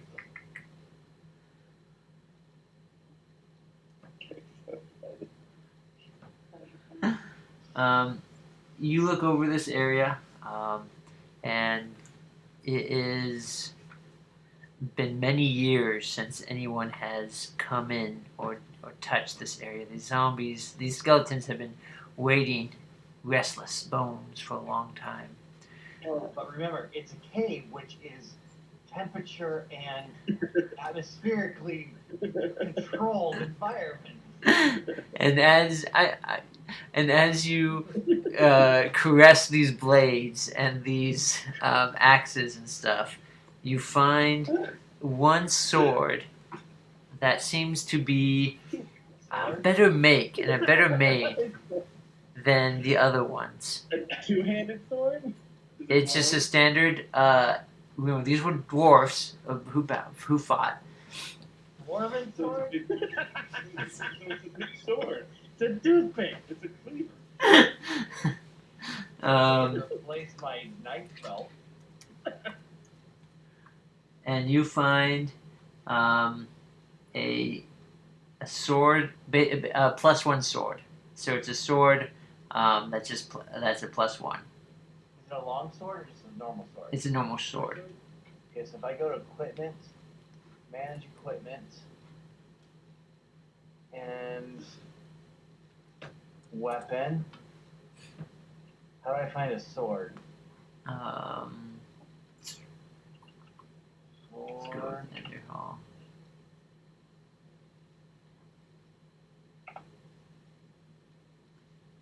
Sword. SW.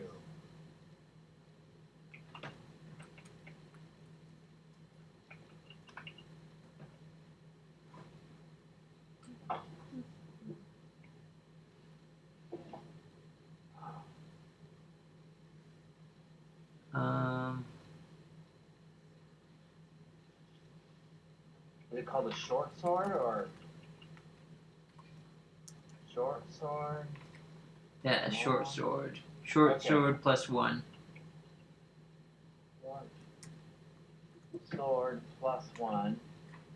Alright, I'll add that to my inventory. So does the +1 mean a +1 to hit or +1 to damage? Both. Oh, cool. So whatever your normal attack would be, he adds a +1 to hit and damage. So I'm gonna equip that and unequip my dagger. That's basically what this is. To you, perhaps. And you find it in the grip of what might have been, the head officer of the post at the time.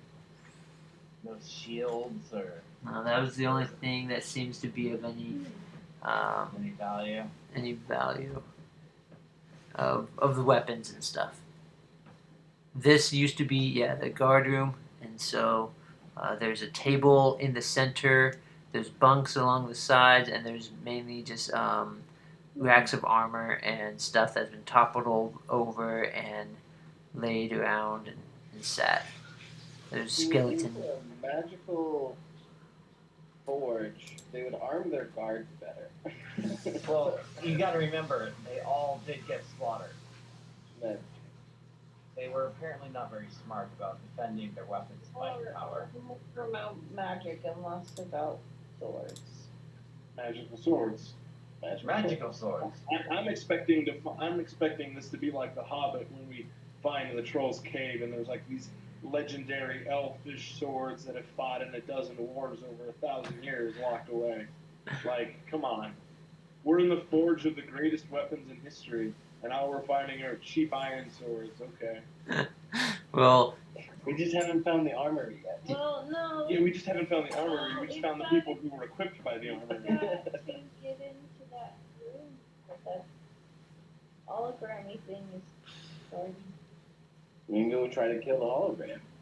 We could You know how well that went with the skull. We could try to let us get in so we could tell them what happened. Ender, what was your investigation roll? 17. Okay. We need miracles to survive. And while you were walking around, because you were giddy and looking everywhere, trying to find the best sword anywhere. And while you were looking around, you noticed an odd green-hued contraption that was underneath the what do you call that? That was underneath the table. That just kind of emitted this faint little green pulse. Every once in a Pick it while. up. And I say, little one, what is this? You show it to Tinks. Yeah, because she lived in that area before. She looks at it. She's like, I'm not sure. I don't know if this was made here or somewhere else, but it's a cool That's contraption. not how she sounds. What was the last sentence you said? That's the DM's cute voice. But it's a cool contraption. She can tinker with things, can't she? Yeah, she's a tinkerer. Maybe What she'll does it? find out what it I is. was say, what does it do? I don't know. I'd have to spend hours looking at it. Maybe it's what turns the skeletons back alive. Would you spend hours looking at it? Because I can't use it. We're about ready to go to sleep. Maybe we should, while you're resting your head, look at it. Little one. Are we gonna rest in this room or in the book room? I'd rather go to the book room. Yeah, I feel safer in the book room too. You don't want to sleep with a bunch of dead skeletons that might come up in the middle of the night and attack us. No, let's go across all of the books. I feel more at home with books. Alright, so Ender makes his way over to the books because they're softer to lay on. No, you don't touch them. And he gives Tinks the green thing and says, "Tell me what this is." And then Ender begins snoring. I know, isn't that terrifying? Jeff goes awake. It's alright. Our baby shall do the same. No. Usually he doesn't. He's not up. Alright, Kai goes back to the book room and she searches in all the different tables and areas for any other objects other than the scrolls. Okay, roll an investigation roll. I don't know where it went. Let me see. Ugh.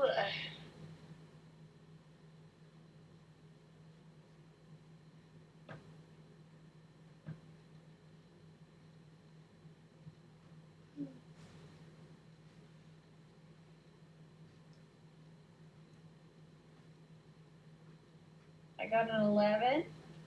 Okay, as you look around, all of the yes. Yeah, that guy's kind of creepy, isn't he? Let's just make him disappear. As you look around, all the books and all the papers seem to be in that same state of fragile consistency, where if you touch them, they kind of just fall apart. But you do find an old what does it look like?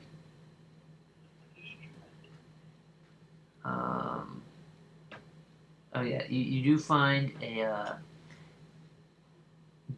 behind the counter and underneath that little box, you do find a strong box, an iron locked strong box that is sitting on the shelf.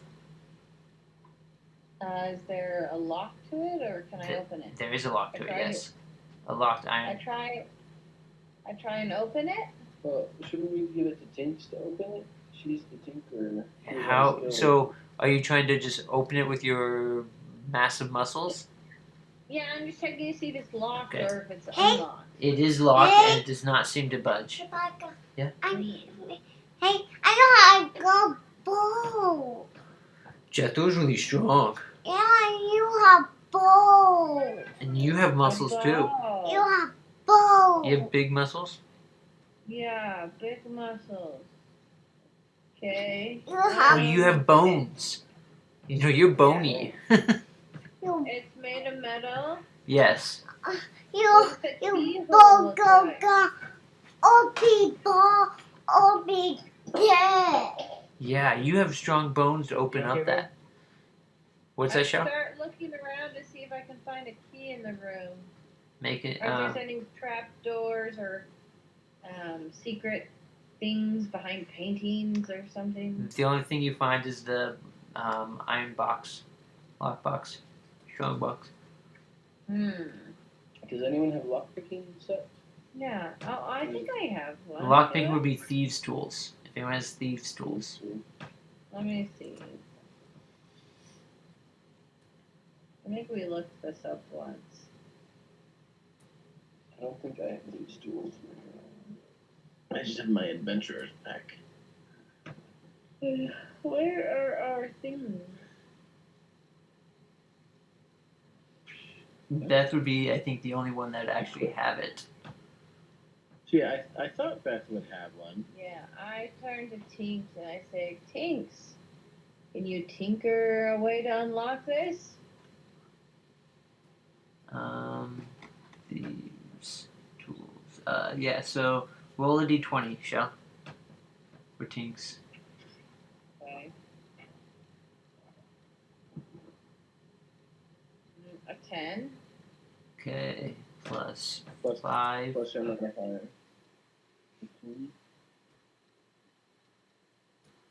Her plus thing is plus 5. She's tinctures on it. She's like, I can't seem to get it right now. I mean, I might have to take some more time, but it's not working right now. It's a little too complex. Why don't we try again after a long rest when we're all rested? That sounds great. So I will add an orb to Tinks, and I'll add a lockbox.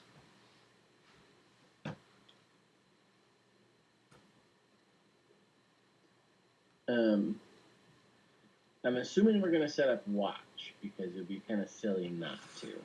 Mm-hmm. No, we're fine. That's how we've been doing this entire cave. Now just run into the room. Hey, don't run into the room again. Okay, I'll run into the hall. That's what I do. Yeah. Oh, We had that happen 3 times. I'll take second watch after my 4 hours of sleep. I'll take the. Well, I'm not blind. I should be the watch. Who's got night Well, you just sight? gotta watch the door. Okay, Kai's gonna do first watch. I'll do first watch. Okay. Well, may you all rest in peace, and hopefully nothing comes at you guys. Mm-hmm. Good question. Yes. Alright. So, on my screen, I've got a long sword and a short sword. And I can do two-handed weapon fighting, but on my long sword there are two dice I can roll. I can either do a 1d8 or a 1d10. Why are there two different ones? Because that is if you're using it one-handed or two-handed. So one-handed would be the 1d8, and the 1d10 is two-handed. So that's what So the the versatile, the versatile tag at the very bottom when it says properties versatile. That's what versatile means, is that you're able to use it as a one-handed or two-handed. Okay, but the two-handed one's going to be the one with the more damage. Yes. Yes. Okay. But if So you're having if you use a two-handed, you have to make sure you deactivate any shield that you usually have in your equipment. I mean, you have to deactivate it. Because if you're using a weapon with two hands, you can't have a shield. Says who? Says the rules. I don't believe that. For example, with your great axe that you're using, you should not have your shield activated, so your AC should be lower. What? You can't wear it on your back? The shield doesn't really help you much on the back. Yes, it does. It blocks your entire back. Yes, I'm a but you barbarian. can't. I'm not even wearing clothes. But you can't use it to increase your skill, your blocking ability. Except for it shields your entire back. What are you gonna do? Just like turn your back to people? Well, then they're just gonna whack your legs. No, dude. It covers. Okay, I don't even know how armor works, but it covers a portion of your body. Yes, and that's called. Which allows you to not get hit. Yes, and that's called armor, Stop. not a shield. Pippa. Yes. Armor class, right? So I'm a barbarian. Oh yeah. That's how shields work for us, bro. No, you don't wear a shield as armor. It doesn't count as armor. What's up? Yes, you put it on your back. Have you not watched Conan the Barbarian? I have. And he It's always on my pulls it back. off and uses it in his hands. No. Hold on. So yes, your AC is... There should be something in here about this.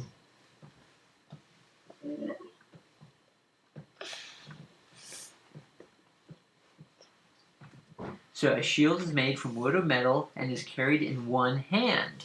One hand, which means you have to carry it in one hand, which means you can't have two hands. No, there's different things for barbarians. Oh. We don't want to touch that. Where did the piece go? That thing. Oh. Mommy. Oh, this money we actually have to put into the car, okay?